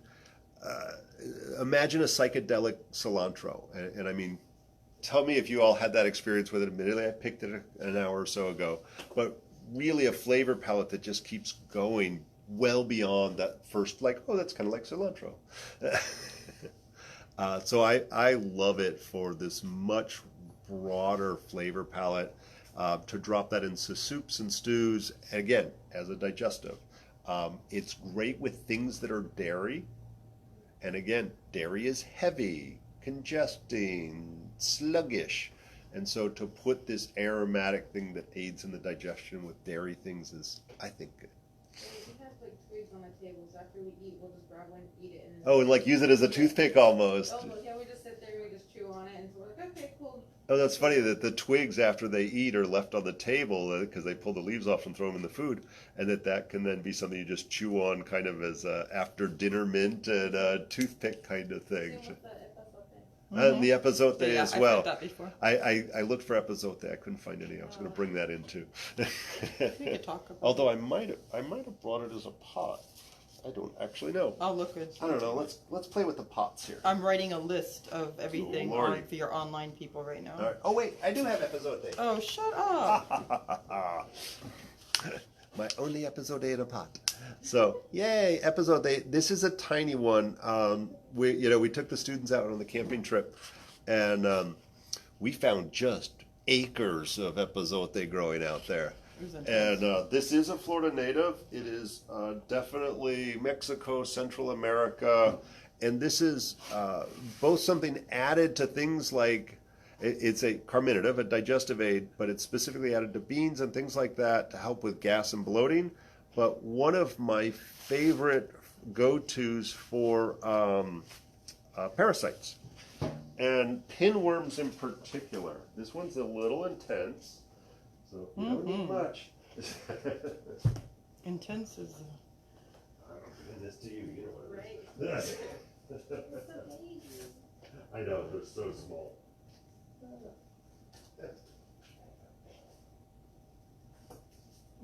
Wow, do you think the papalo is dry and cooling? Not really. What do you think it dry, is? But Neutral? yeah, I just don't think of it as that Yeah, I would like neutral to cool. Neutral to cool, and then what about moisture level? Oh, that's weird. I love when I get the comment, "Ooh, that's weird." Start out with one flavor, then it's go to Yeah, you guys are like way too many intense flavors I'm throwing at y'all, but it's funny. Like by itself, episode is a little intense, but it mixed into a pot of beans. It's actually kind of cool. What do you think the energetics at episote are? carminative. Yeah, It's definitely, it's a good carminative. definitely a Whatever we carmin. put in your beans may have counteract that. Yeah, because I mean, think about it. We put things like bay leaf into our pot of beans to do that same kind of thing, and it's not the same. And by the way, bay leaf does grow wild here, so we have 3 different types of bay that grows here. I don't have any. So. No, I was looking for the episode day to try to get it energetic for it. I was going to taste it and see. Yeah, I was going to say here. They're asking. Here, I'm not. I don't remember. They're asking if you think that the papalo is soapy. Soapy. I would. Well, so I am lucky that I get to enjoy cilantro, so that I don't get that flavor where somebody who has that genetic dysfunction that doesn't like cilantro gets a soapy flavor with cilantro, where the rest of us normal people don't. Sorry.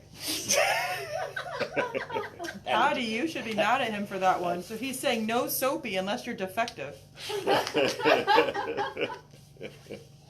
All right, let's go for the main course here. I'm trying to episode energetic. I guess this isn't technically the main course. I guess this is. Sorry, What are you trying to I do? went crazy. No, not you. Oh, sweet baby. No, Oh, no, that's not what we're looking for. I went crazy here. Oh, is it a ground nut? Yes, this is the ground nut. Ooh, uh-oh, it's fighting me. Okay, there we go. So, all right, this one's a little freakish. So, there's a bunch of looking things here. So this is the leaves of the ground nut. And so, for those who are really into botany, I'm going to look. this is an odd pinnate presentation It sure is. with 5 leaves. So 2 opposite. So 2 sets or 2 pairs opposite, and then 1 by itself. That's 1 leaf, what you're seeing right there. And this used to be. Oh no! There's a What? episode in there too. All kinds of things. So this was one of the major exports in the Americas, particularly in the Southeast, and it is called groundnut. I'm gonna get the Latin for it. And send it. Ah, You've got to show your camera. Oh Lord. Oh my gosh, Look you at are that. crazy. sorry, I'm making a mess over here. So He's got a class in the this are the ground nuts. So there's literally. So there's a string of these nuts. I'm dropping shit all over my computer. There's a string of these nuts that if this was not in a pot, that would be up to 20 feet long, with a series of small potato-like things. I'm finding the Latin for you people. It's quite And crazy. I'm gonna pull a couple out. Whoops. Okay, you're coming with me. So this is the nut. You can see it on a string. Nuts on a string or potatoes on a string. Would you know it if I said it or no? Probably. So you can see this beautiful white flesh. Appios americana. Ah, yes, that's it. Okay. So we're not going to pass around to eat, but I'm going to say that this is a wonderful. Appios americana. Oh, I'll try to put them on the board. That one I didn't know we were going to pull out of a pot and do. I was going to say there's not an easy way to pass these around, but you can see. Sorry, it's covered in mud now. I pulled this up. Potatoes. I was going to say, can I talk about this a little bit? Yeah, It's so weird. Okay, so you can eat this. Like, this is just food. This is really, really good food. Whenever we I'm going to have go wash my hands. a while you do plant that has a dark outside and a very stark white inside, we're looking at a purification. And I'm not saying from a spiritual sense, like for real, that's good for you. Like you think about yucca and what yucca looks like and then what it does for your body. The other thing is an old tradition from a surgical standpoint is that anytime we have something like the groundnut or a yucca, they would powder it and stuff it inside of a surgery. So if, say, in the Civil War time you had an arm blown off, the ones that got packed with the groundnut and the flap of skin pulled over drained appropriately, just like us putting drains in some of our surgeries now. Same thought process and concept, and it made it so that they were more likely to live. So internally, that's what those kind of foods do for you. So not only do they feed you a wide variety of nutrients, but they're draining toxicity and toxins and impurities out of you. And from a spiritual standpoint, they would teach us the same kind of thing, that we would be using that to tie up or bind impurities or purification type of thing. So it's interesting. The other thing, this grows on wet feet around the outside of like swampy areas. So this River is banks, same ponds. concept of that purification and pulling things through, pulling the water through. Whenever we have things that grow with wet feet, that's usually what they're doing in that environment. So to see it play out real time, if we need to find it, and that's how we found it here, is we just go to something that's kind of sunken in. And Bob was teasing when we last did our last YouTube has the groundnut, us finding the groundnut and getting very, very wet, and it was upsetting. It was in what's called a old-timey cattle dip. There used to be cattle dips, and we don't have cattle dips anymore because we don't run cattle through the whole middle of the state, but the dips are still there. So what happens is you'll have this completely flat area, and then you'll have this like marshy bog area that's almost like a little lake that's not a lake anymore. That's a cow dip usually. And so there's cow dips in our park we don't even realize. And we're like, oh, that's what it is because it's running next to the canal. And so we find it in the cow dips. And so we tromped into one to find them for you guys on that video. Well, Renee was on Snake Watch. Yeah, So it is literally a vegetable. So its primary use, yes, there's cool medicinal uses Like and all yucca. that. But this is something that you could go out and harvest, or if you have a marshy area of your yard, you could grow easily. Like, throw it on the ground. It will grow, and it has like a viney thing that'll grow over your fence. And you dig it, like literally you could pull bunches of it. It's no longer a culinary plant that's harvested because we over-harvested, and by the 1800s, there wasn't enough that it was worth exporting. So now for 100 years, we've ignored it. 200 years, we've ignored it. And so now it's everywhere. Like literally everywhere once I figured out how to identify it, I'm like, holy crap, everywhere I go, this is growing. And they'll get maybe not as big as a softball, but close enough. That can be cooked like a potato. It can be roasted, tossed into a fire. And think yucca. Yeah. Yeah, like pulling out the yucca. But Sometimes you get long ones, sometimes you get I would say ones. not as fibrous as not at all. yucca, and a little sweeter. It's actually super yummy. So it's like the finest potato you've ever had.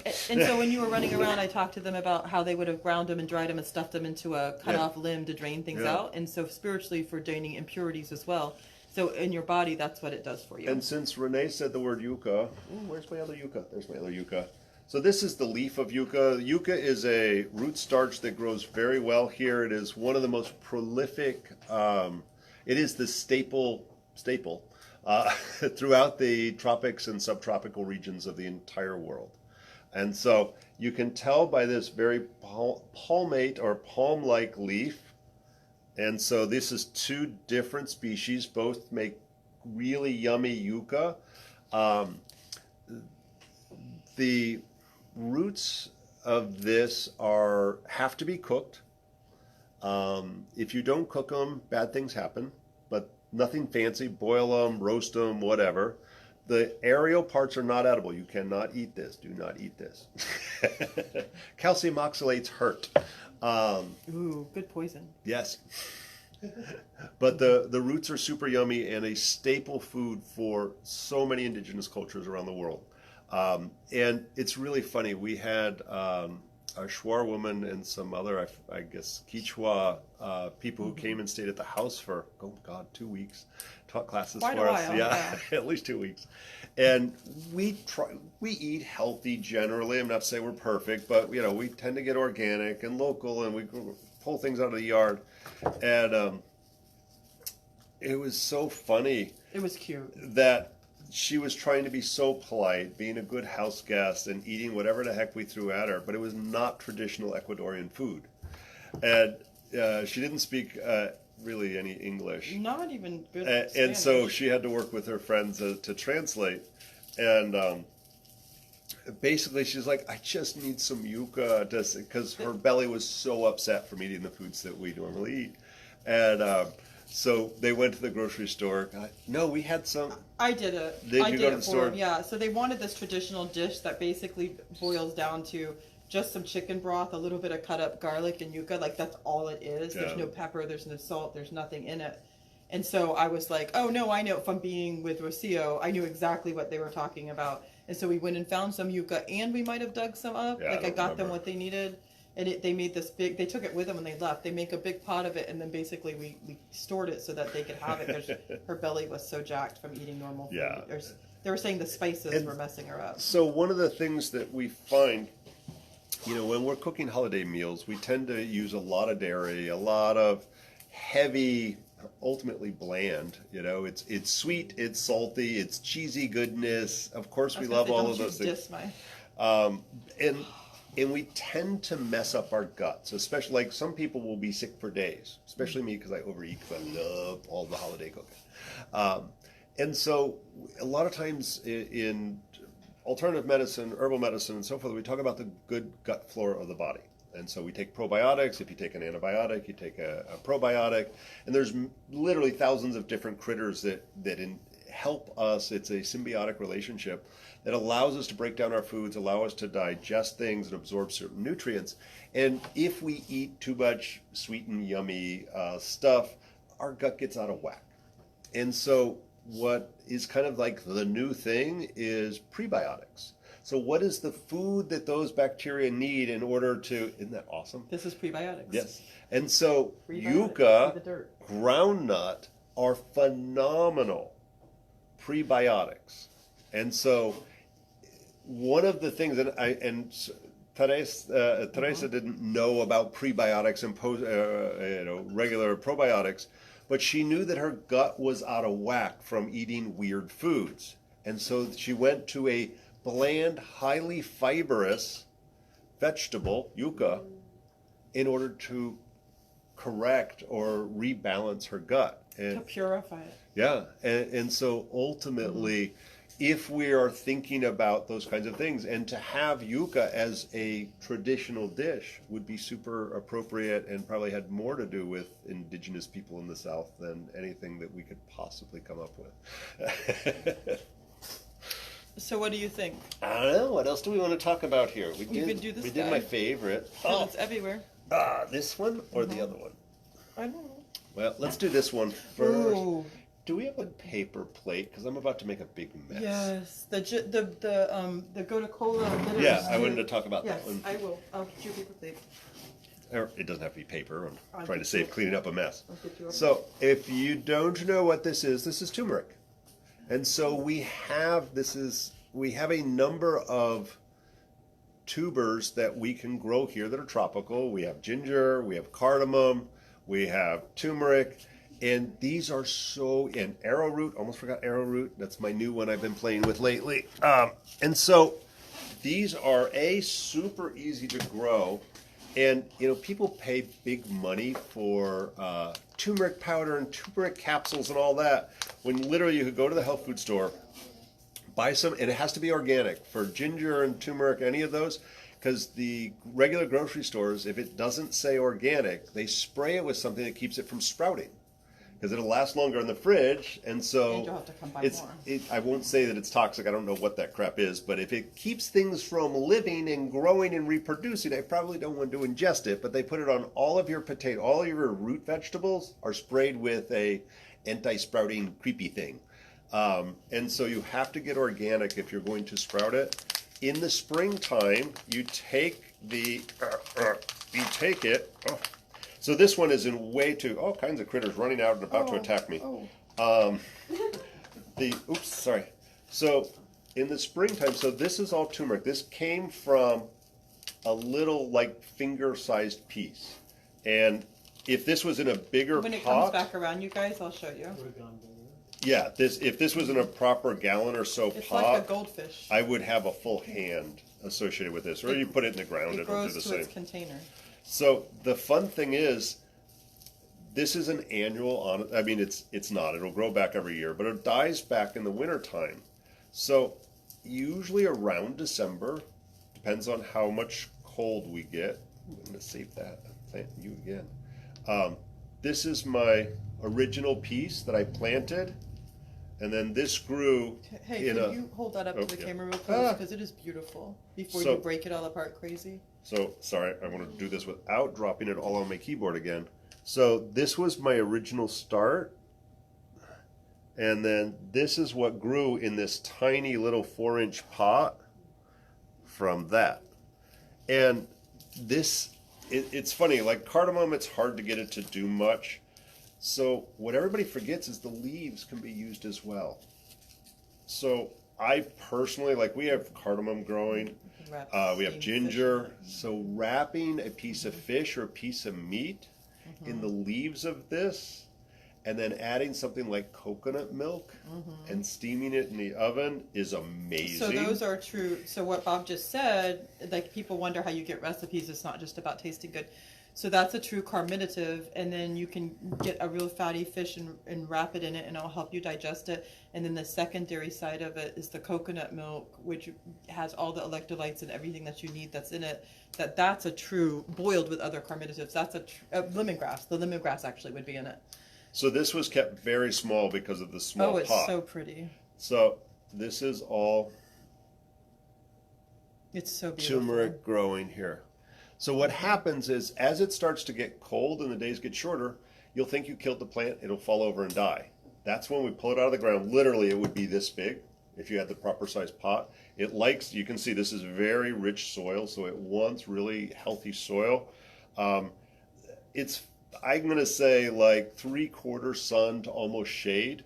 I like the big leaves you get in the more part shade, and it tends to flower better in the more dappled light and shade, I think. And Can the I flowers ask you are a question stunning. about growing? Yeah.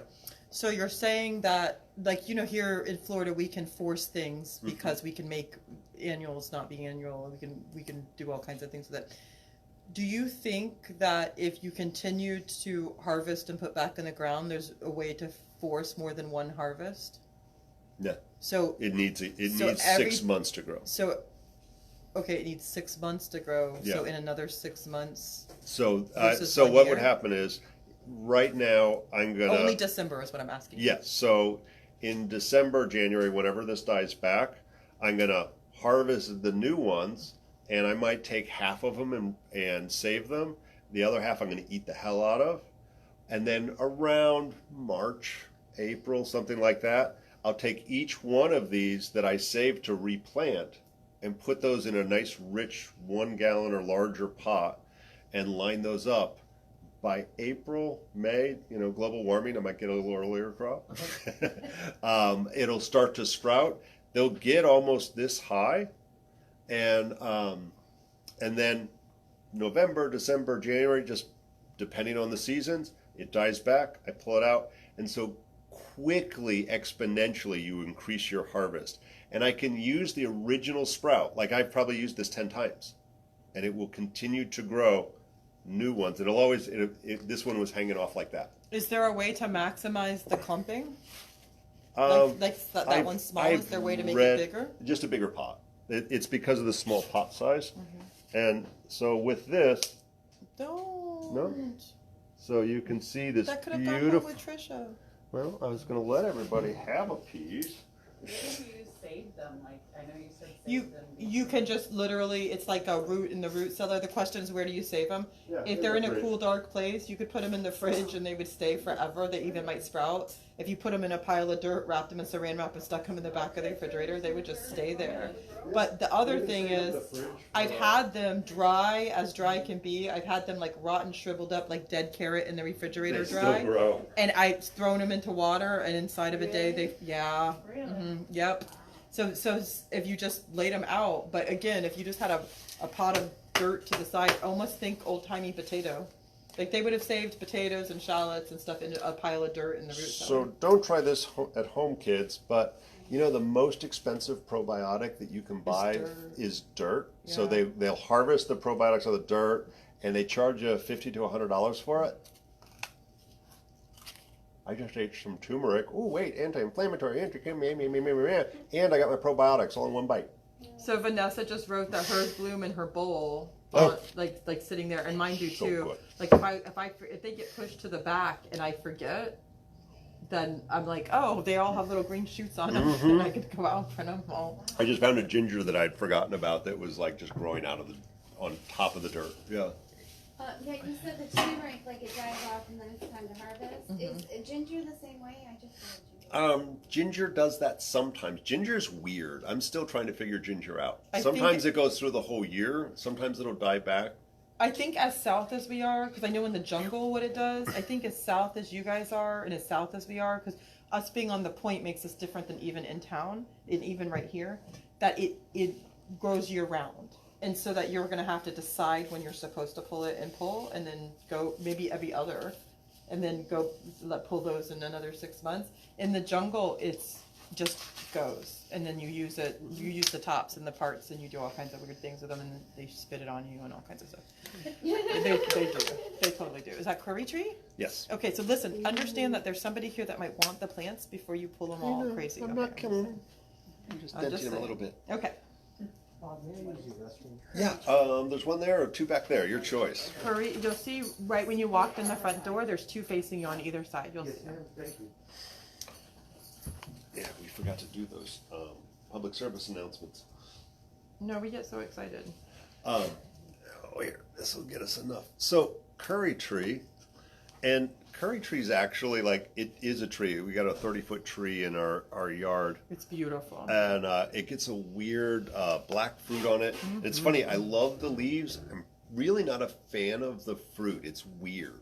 It's not I know people bad. who love it though. Yeah, no, some people love it. I'm just kind of like, okay, that's good.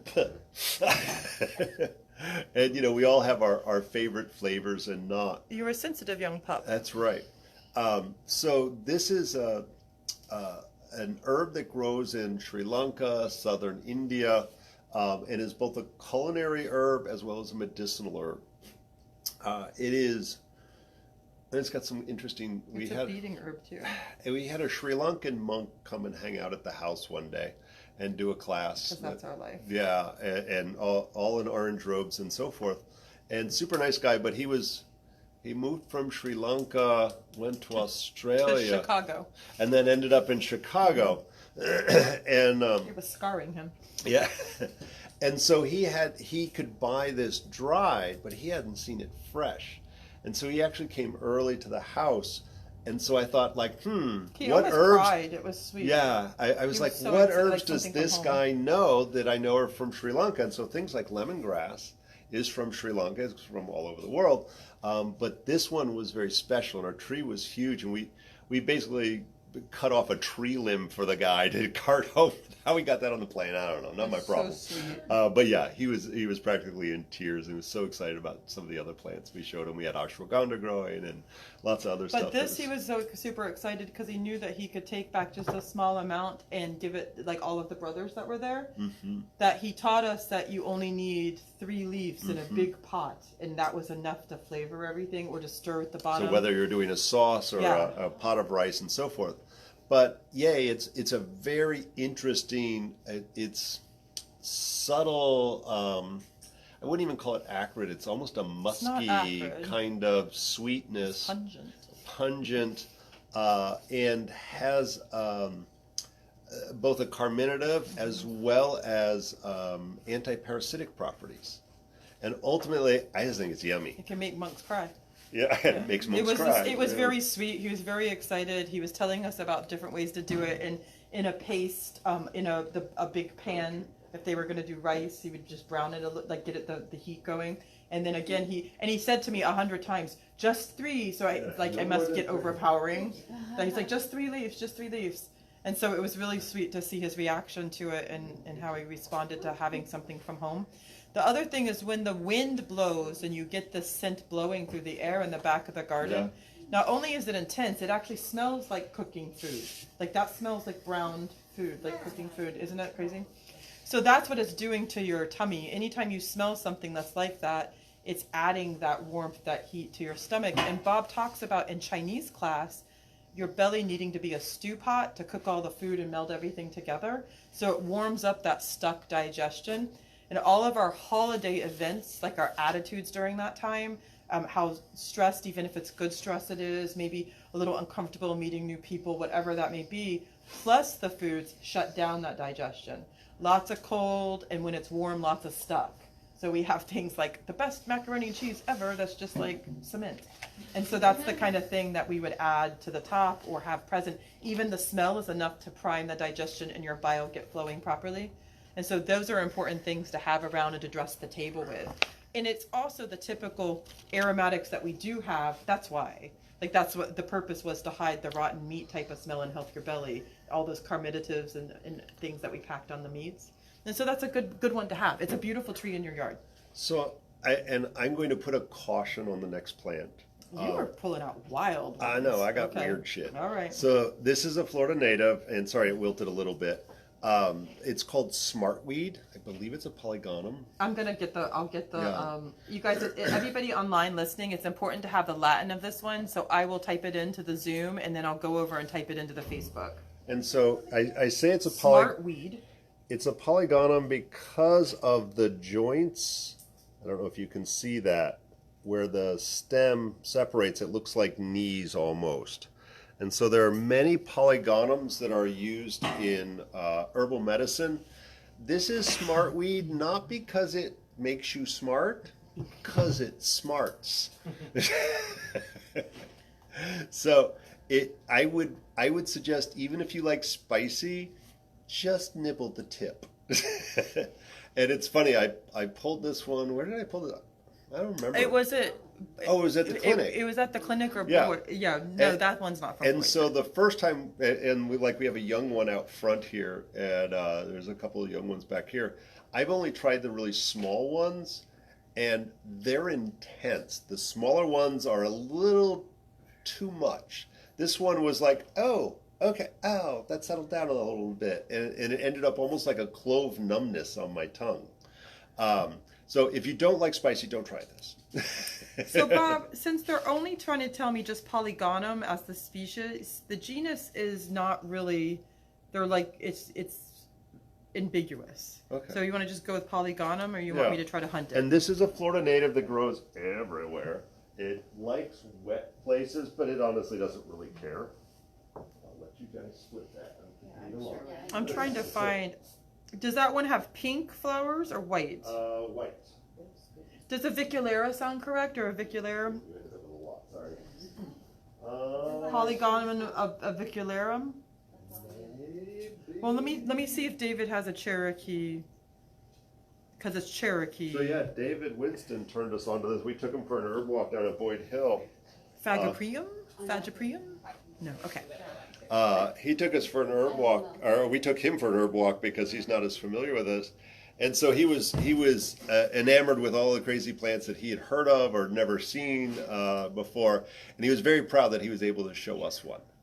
So yes, you could add a little zing to your stew pot with it, but now I want to show you something. You guys, there's water in there if you need Well, it. I'm going to show you something fun, because there's another plant that will take that away. This is wild violet, and so this is another Florida native that has a unique property that it's mucilaginous, and it's actually cold, where the plant you just ate is hot. And so, oops, there goes that I box. know it's So this will take your sting away. Is that go-to or I? You Or, guys can split oh, it's that one. violet. Oh, it's violet. Wild violet. You're not wrong. It looks really similar. You were close. The point is the difference. Where the vein comes into that Yeah. point. That's the difference.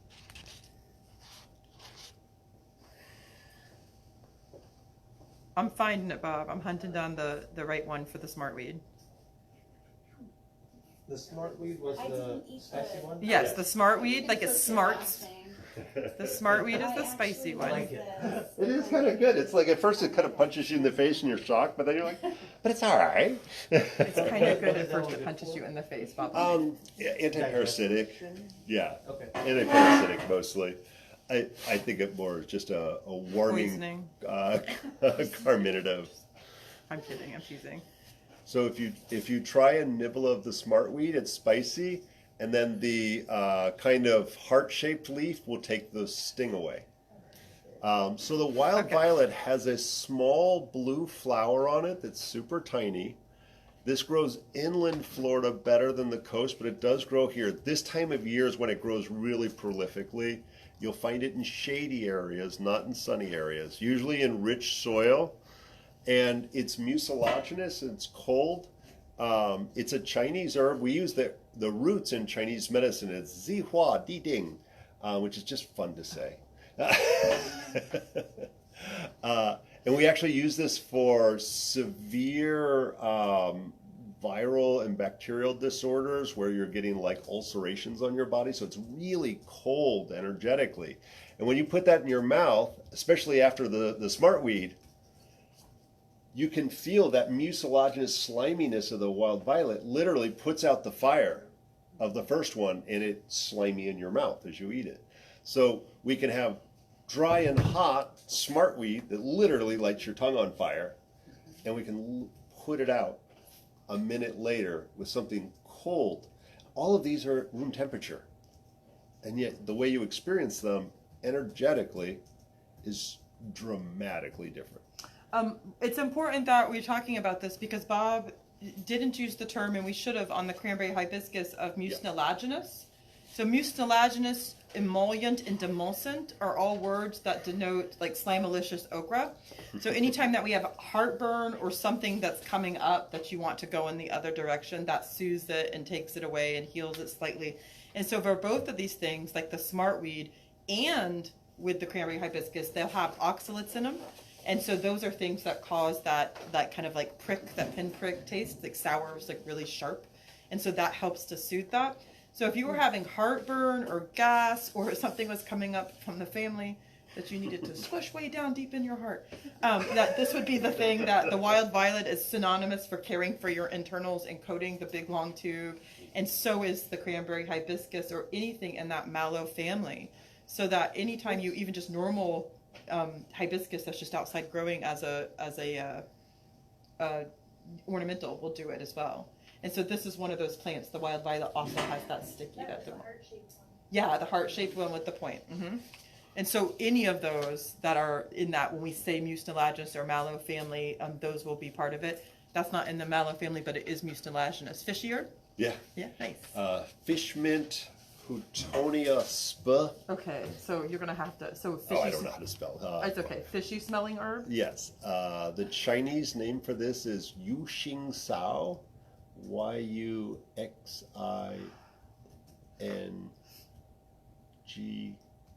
I think I'm right on that. Will any of us know? Okay. Yeah, right. It's called onomatopoeia. I'm gonna get the Latin for you guys. Houtonia something or another.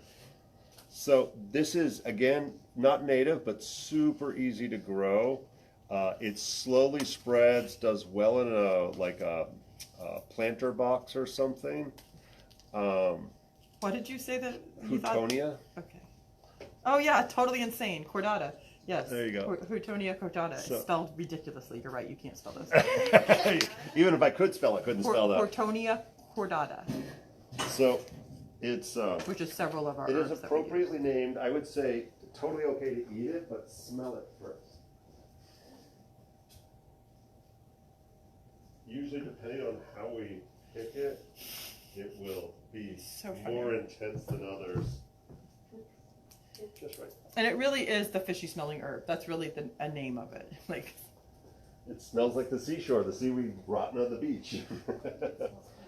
And so this one is used as a vegetable. This is tossed into soup, especially things that are like fish head soup or something like that, to throw a vegetable in to Seafood enhance stock. they use like bonita flakes and all this other stuff in Japanese cooking. This is a common thing to add anything from a lot to a little into soups and stews, even as a steamed green, but is specific for the liver, to help cool off the liver. And I say that a hot liver is things like too much booze and the angry, red-faced, yelling drunk who's shouting at the dinner party. then you hit him in the head with this plant. No. You give him an extra heaping portion. But honestly, it's by itself, it's a little like, this doesn't smell like I want to eat it. But it takes some of the edge off of it when you cook it, and it infused into a soup. It's phenomenal. Imagine that with a little piece of kombu, a seaweed, with a fish broth or a clam broth or something like that. It's very specific to that. I'm reading about it. Anything seafood. It's not limited to seafood, but it really does well. The other thing is that I'm reading about it, you guys, the Chinese craziness. That they separate the flowers and the leaves and the root and use them all separately. Mm-hmm. And during that meal, you would eat the tea. You'd have the tea from just the flowers, and the flowers would be floating about like in the tea. I've seen the flowers. I haven't played with them. Yeah, so very nice. I don't know. Let's do one or two more. You didn't do Biden's. Oh God, I have to do Biden's. Yeah. God, I know everybody who's been to our classes up there in is your sick thing. of There's Biden's. your Biden's. I know, but nobody seems to know it. I know, and everybody thinks about it. It's really funny. Wait, hold on. It's saying specific to curry, so you guys could have the curry tree with a little bit of the fishy in it, put into the coconut milk with the lemongrass, and then you're solid. Hell yeah. Yeah. So all of you have this in your yard, whether you know it or not. This is the little yellow daisy-like flower. I'm sticking it in your face. There. That. Oh my gosh. And it's got the 2-prong stickers on it that is stuck on everybody's pant leg. It's sorry, I stay away from politics, but this was hilarious. So Renee just did this wonderful video on, this is called, the Latin name of this is Biden's alba. So it's bidense, 2-teethed, bi is 2, dense is teeth, like dentist. Mm-hmm. And alba is Latin for white. And so normally the Spanish needle flower is yellow, and in this one it's actually white. The one time color. we use the Latin all the time. Right. And so we posted this, medicinal edible plants of Florida, and we put Biden's. And I posted it in this edible plant Facebook group, and I got just this, I thought this was a non-political group, and I'm like, oh, Jesus. It was bad. It got crazy. I got banned for 3 days. Yeah, we got it. Yeah, because she reported us for talking political. Yeah, it was hilarious. So yeah. This has nothing to do with politics. Yeah, Bob's like, we should have spelled it out or used like by and then dense. And you know what? To her credit, it is a very hot issue, and too much is invested into all of it.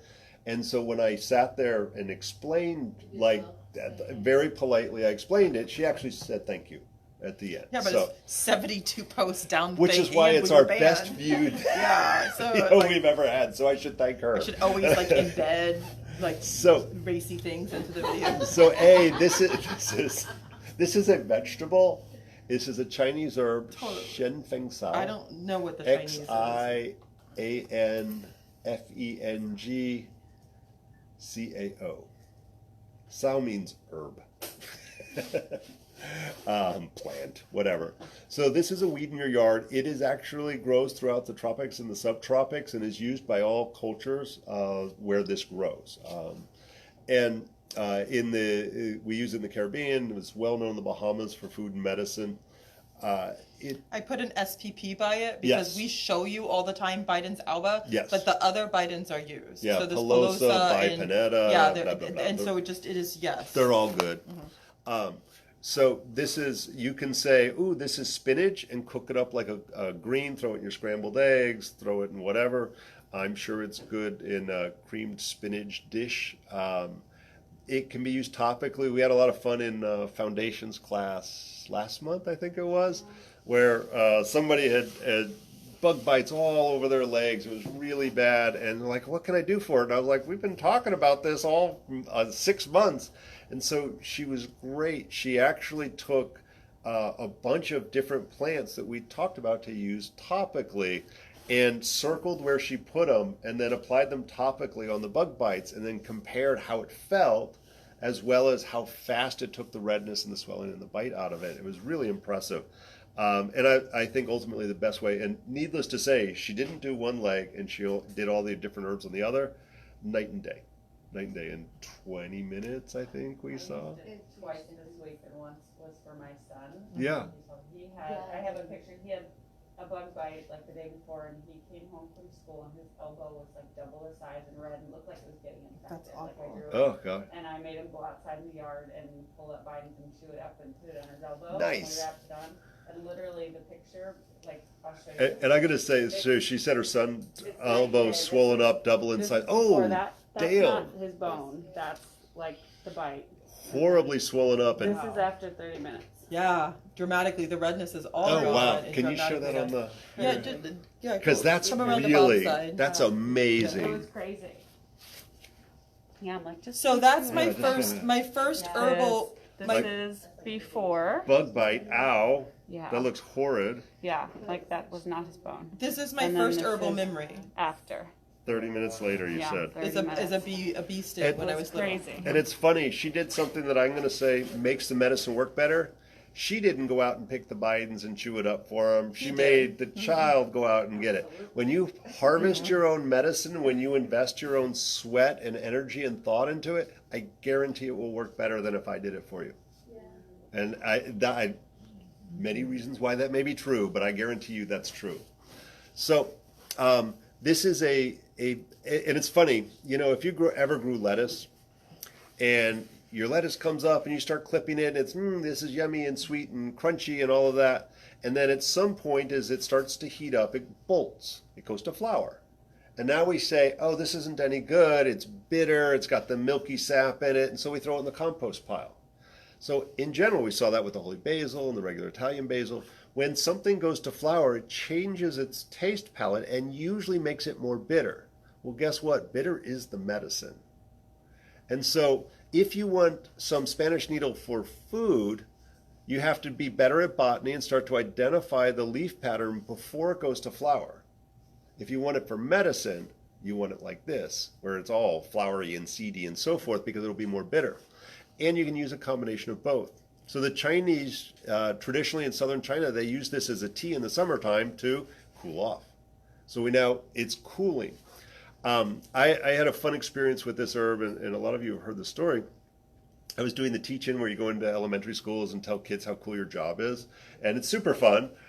Somebody asked the crazy herbalist to come and do that, so I went around the schoolyard and pulled a bunch of weeds up and went into this third grade class, and this kid's in there the whole time. It was pre-COVID, so I wasn't afraid.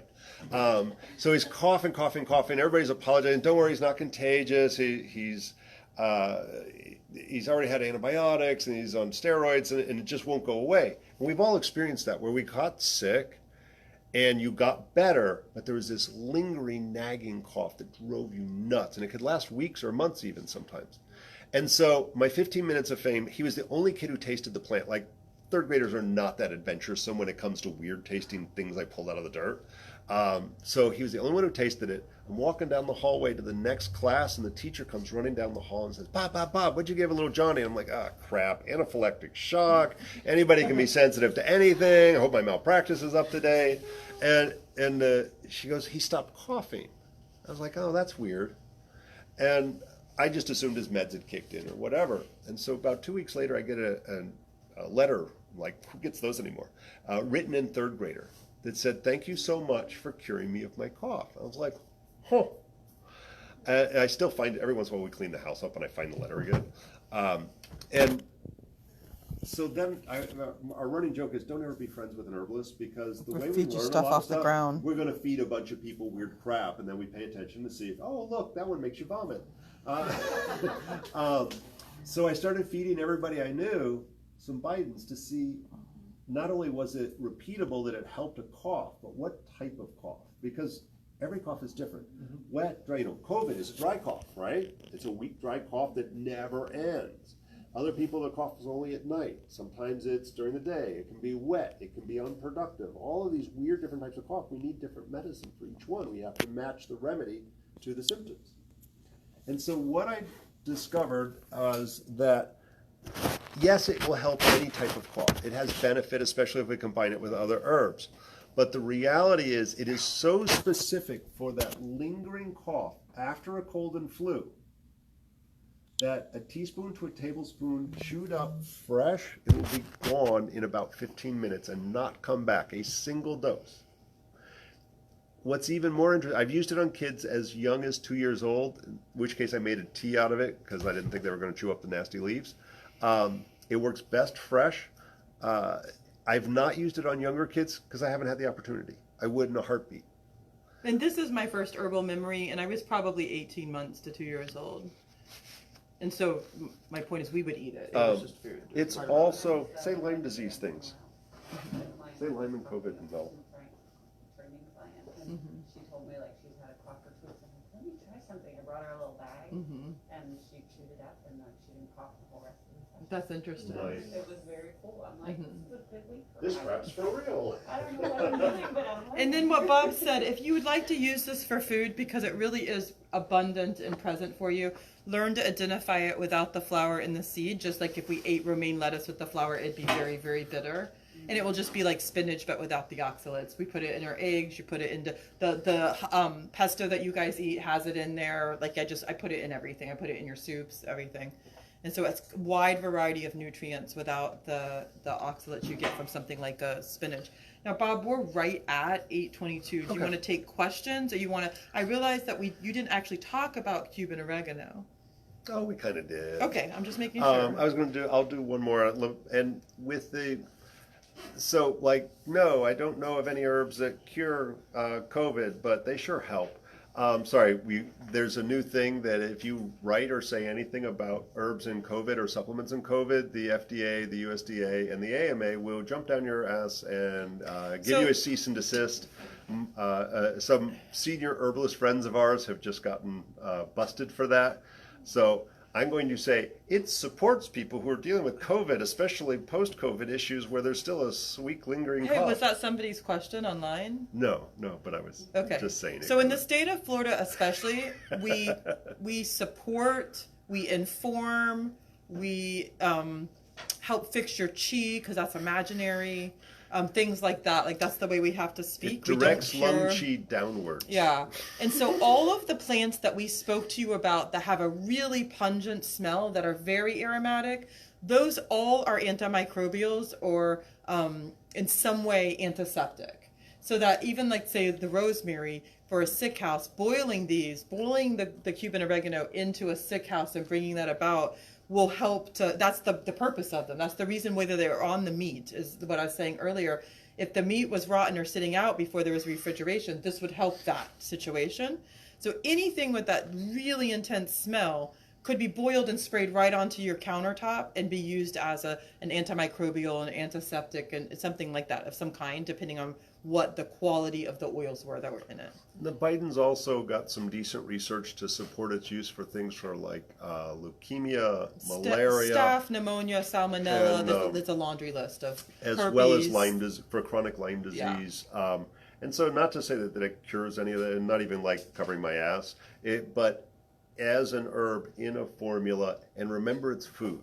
So almost every single thing we've shown you tonight, it's food that happens to have some medicinal properties to it, rather than medicine that you don't want to eat every day. Any of this stuff, you're like, yeah, you can drink that every day. Let me I don't answer a care. question that's online.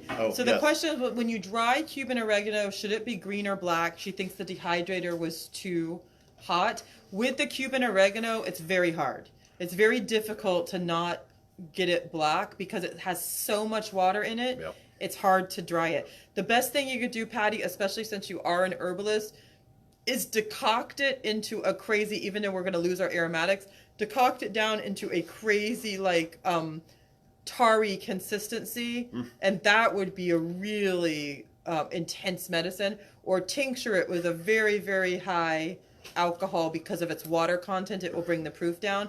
That would be a better medicine. You're probably going to get it brown, and if you try to get it all the way dry, it might turn black. So, yeah, it's funny, sorry, that this does not dry well. So you can, it's a pain, it's a hit or miss. So it grows so easy, and as long as you're here, it will, if you ever get a hard frost, it will turn to mush. It turns black and turns to mush, but it will always come back unless it's like 10 below. So if you're living up north, you can grow this inside and then take it out in the summertime. But I just say use it fresh because it's such a prolific grower. You can slice this up, but it doesn't do well in cooking. Or- it does better chopped up fresh and either added into like a salad dressing, like a vinegar. Or the last minute on cooking. Yeah, you could throw it on Yeah. as a garnish on Yeah. top. So putting this in a pot of rice, the way I do with things like thyme and regular oregano, doesn't do well. It gets gross. But mixed in afterwards, I never even thought of doing that. I'll put this in an oil dip. I'll make salad dressing out of it, in which case it's wonderful. But let me clarify for everybody, because you haven't been to class with me. If you put it in an oil to infuse it, it will rot and get furry. Yes, no. Because there's too much water content. It's got to be in the oil for dipping. It's got to be like real time. Right, Or yeah, a to use it the very day high proof of. alcohol to yes, make a tincture. the day of. Yeah.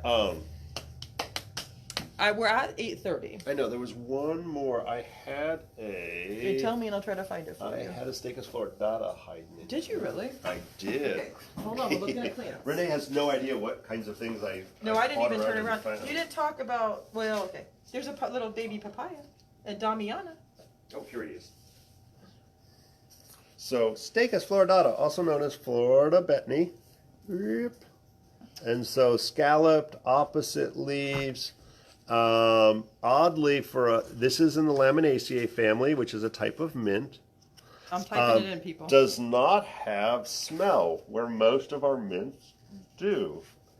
Are you And gonna unveil it? I'm gonna see if Get we a got plate, one. buddy. Get a plate. Yep. Whoops. It looks like I don't have anybody here. Aw. Oh well. So it's Florida betony is its cool name. Aww. Nothing. It's Anticlimactic. Want me to go dig one out of the? No, It's no, right up against the wall. No, it's too new. Ooh, but I can't separate these and create Up two new against pots. the wall. That one's too new. So yeah, it's more a seasonal thing. So this normally has a root that can be as long as your hand, and these white roots will form a rattlesnake-like tuber that is the consistency of a radish. We'll pass this around. There's nothing that exciting to see. I'm gonna hold a picture up for you guys. If you guys there you look go. at my block, I'm gonna get as close as I can. So this, That's what the roots look like. yeah, and you show everybody out there too. So you. So the betony can be eaten raw. It can be chopped into a salad. It can be pickled, which is amazing. Sautéed. Again, a Florida native. It is a high fiber item, and it's the texture of a radish, the firmness of a radish, It's so good. but it's got the flavor of almost a carrot. It's a sweeter cross than a between a carrot. radish and a carrot. Yeah, but not spicy like a radish. And so this has two properties to it. One, yummy prebiotic, because good fiber, it's some insoluble fiber for bulking the poop and all that kind of good stuff. But it is a nervine. So new word, things that are calming and help with frazzled nerve. You know, the chef, whoever's cooking is frazzled.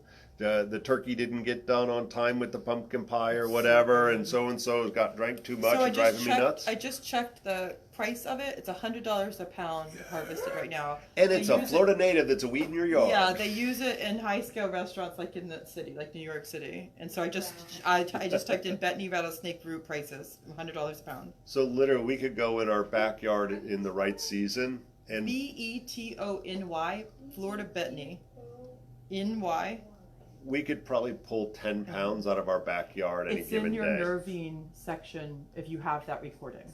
It's in your nervine section. Okay. And so you won't find a lot written about Florida betony or rattlesnake root, but if you research wood betony, Florida wood betony. and there was once an old 1500s thing that said, sell your coat, this is from Europe, sell your coat to buy betony. Because this was more important for your health and wellness, mental health, than a warm jacket in the winter. And so that speaks volumes as to what a powerful and yet safe and gentle herb. It's a vegetable. But it's a great nerve user, like good for anxiety. And more frazzled nerves than anxiety, but it's not wrong. It's very, Julie, it's not like radishes though. It's not a radish. So you can have something. It's Radishes not, are spicy. Yeah, it's not a radish for sure. It's definitely something I throw in the pickle jar and eat like a carrot. I've used it in all nervous system regeneration. So if there's a myelin sheath issue, muscular dystrophy, multiple sclerosis, dementia, Alzheimer's, plaque of some kind, brain fog, even a spinal cord injury, it goes into the formula because the way that the root system works, it looks exactly like our nervous system, and the way it spreads in the ground looks that way. And we have 3 plants in particular that all fit together like a doctrine of signature that go with the brain, the medulla, and then the spinal cord and our nerves, and that's that spinal cord and nerve, and that's how it sends out across everything. And so it's something that for a long time, like we can find thousands of years of study where it would be used as one of those ones that came up first after the snow, and we would use for all kinds of heightened neurological senses like clear sight, clear thought. And so I've never gone wrong with it in that way. And even its stringy roots without the rattlesnake part of it on there are yummy and edible and look like not only our myelin sheath covering but our structure. And so it's something that just has always gone in, and I've never gone wrong with it. And because it's food, you can use it all of the time. You can use it every day. It's something that just is present in our life. And because it's a mint, again, that's one of the things that doctors will never argue about with you. It's like mint tea.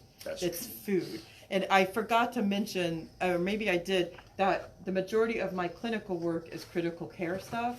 And so you have to kind of figure out how to navigate around the doctors say you can't have this, you can't have this, you can't have this, you can't have this. Oh, but you can eat anything that you want. I need you to have more food.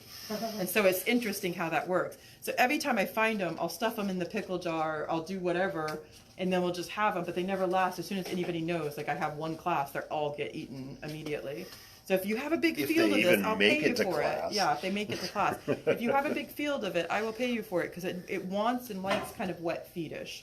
And so it does better in wet feet, and right now we don't have that kind of thing going on. It's funny, once you spot it in the wild, you guys got a lot. Okay, well listen, I will come. It's worth the drive. It's funny, probably most of you have it in your yard, but you've just never paid attention. It's so auspicious looking. And so you'd weed whack it back. It probably, you've probably mowed over it before it ever flowered. And it doesn't have a smell. There's nothing to attract you to it. If you ever started digging, you're like, whoa, is that a big grub? And literally it'll look like a big grub you dig up. And you're like, oh, no, that's just some weird root. I need to answer. Walker has a question. He's been watching. There's an input on a variety of this. If you get anything with the rattlesnake root, you're fine. I find that the varieties across the board usually come from exposure to minerals or exposure to light and dark. If you go up north, the true wood betony, that's not the Florida one, has leaves the size of the palm of my hand and doesn't have the root.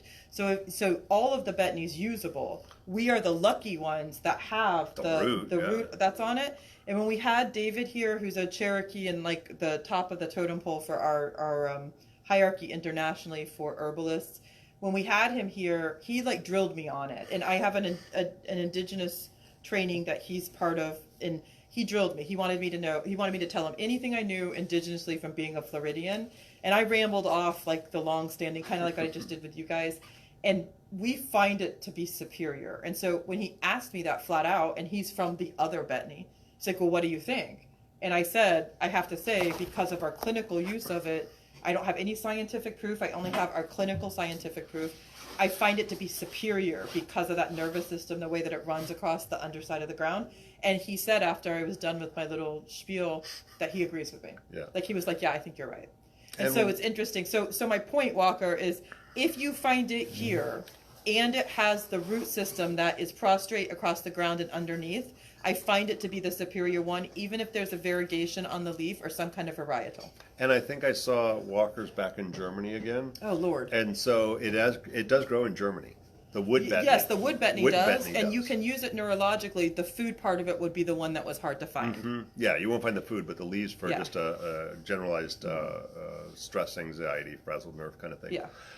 So the reality is, we've just taunted you with all these weird things. The reality, this theoretically is all about holiday cooking. So it's about starting to expand our flavor palette, to incorporate those things that are growing literally at our feet or that we can grow in our gardens, and think about not just, ooh, this is yummy, but how do we incorporate those things that are helping with the stress, helping with the overindulgence, the digestive health, and ultimately add something new and unique to it. I have something to say about that. Yeah. I'm sorry, I didn't mean to interrupt you. No, that's all right.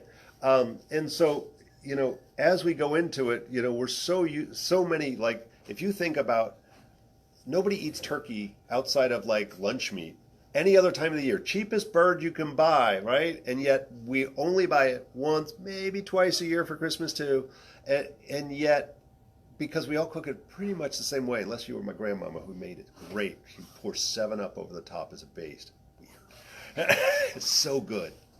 Hard sweet glaze on there. But the reality, think about it, potatoes, carrots, beans, everything covered in cheese and dairy. It has one single flavor palette, and if you're lucky, there's salt and pepper on it. And so let's expand what those flavors look like, that there is more than just sweet and salty that exists. And if we incorporate these aromatics, we incorporate sour and bitter and start to stimulate and improve our digestive system right from the start. And if we're going to overindulge, try to make up for those things that are stolen away from us by that overindulgence of alcohol.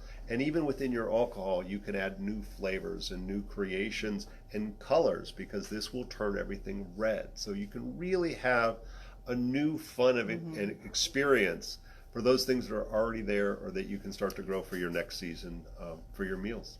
So I have two things. Do you know a Chinese name for wood betony? Nope. Okay. I didn't think so. And what I did, Might be, I don't know. What I did is I looked it up as Bob was talking, and it is used in Chinese and Asian and all about the old-fashioned wood betony, not the Florida one. And so I'm sure somebody somewhere can find it. It's just not been appropriated by the Chinese yet. And then the second thing is, it's very important to understand that we have monocropped everything, and nothing in nature grows that way. So we've lost key nutrients, and our broccoli that we have today, organic best scenario broccoli, is not the broccoli that our FDA standards come out of. It's really important to understand that the weeds are prolific and still here for a reason, and they have the most nourishment. They grow in community.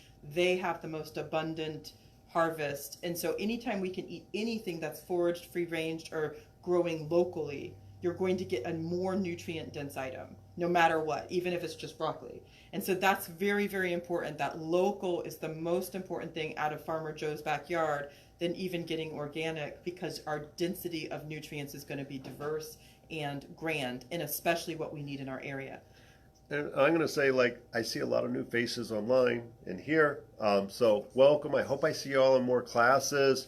If nothing else, you like, these people are crazy, but they know shit, but I ain't coming to none of your stuff. We've got a YouTube page, so follow us on YouTube, subscribe on YouTube. Is it the name of your business? Yeah, it's Traditions School of Herbal Studies, or Traditions Herb School, and you can take a flyer. The markers are on it. I hope we see you in other free classes, and some of the Thursday nights, which tend to be a little bit more spiritually oriented, or the 101 or Chinese. Hopefully, for all of you who are students, we'll see you soon enough. I don't know if I got any Chinese. Well, I know I got one Chinese student here. Yeah, I got my new Chinese students. I'm excited to see them in the morning. Good night, all. If anybody's got any questions, holla. If you guys got any questions, holla. All right, are we all good? Woo woo! You're Thank you all welcome. for giving up your Friday night. Anyone at least that's the first here, half. you can stay and ask questions if you need to. Thank you so much. Yep. So I'm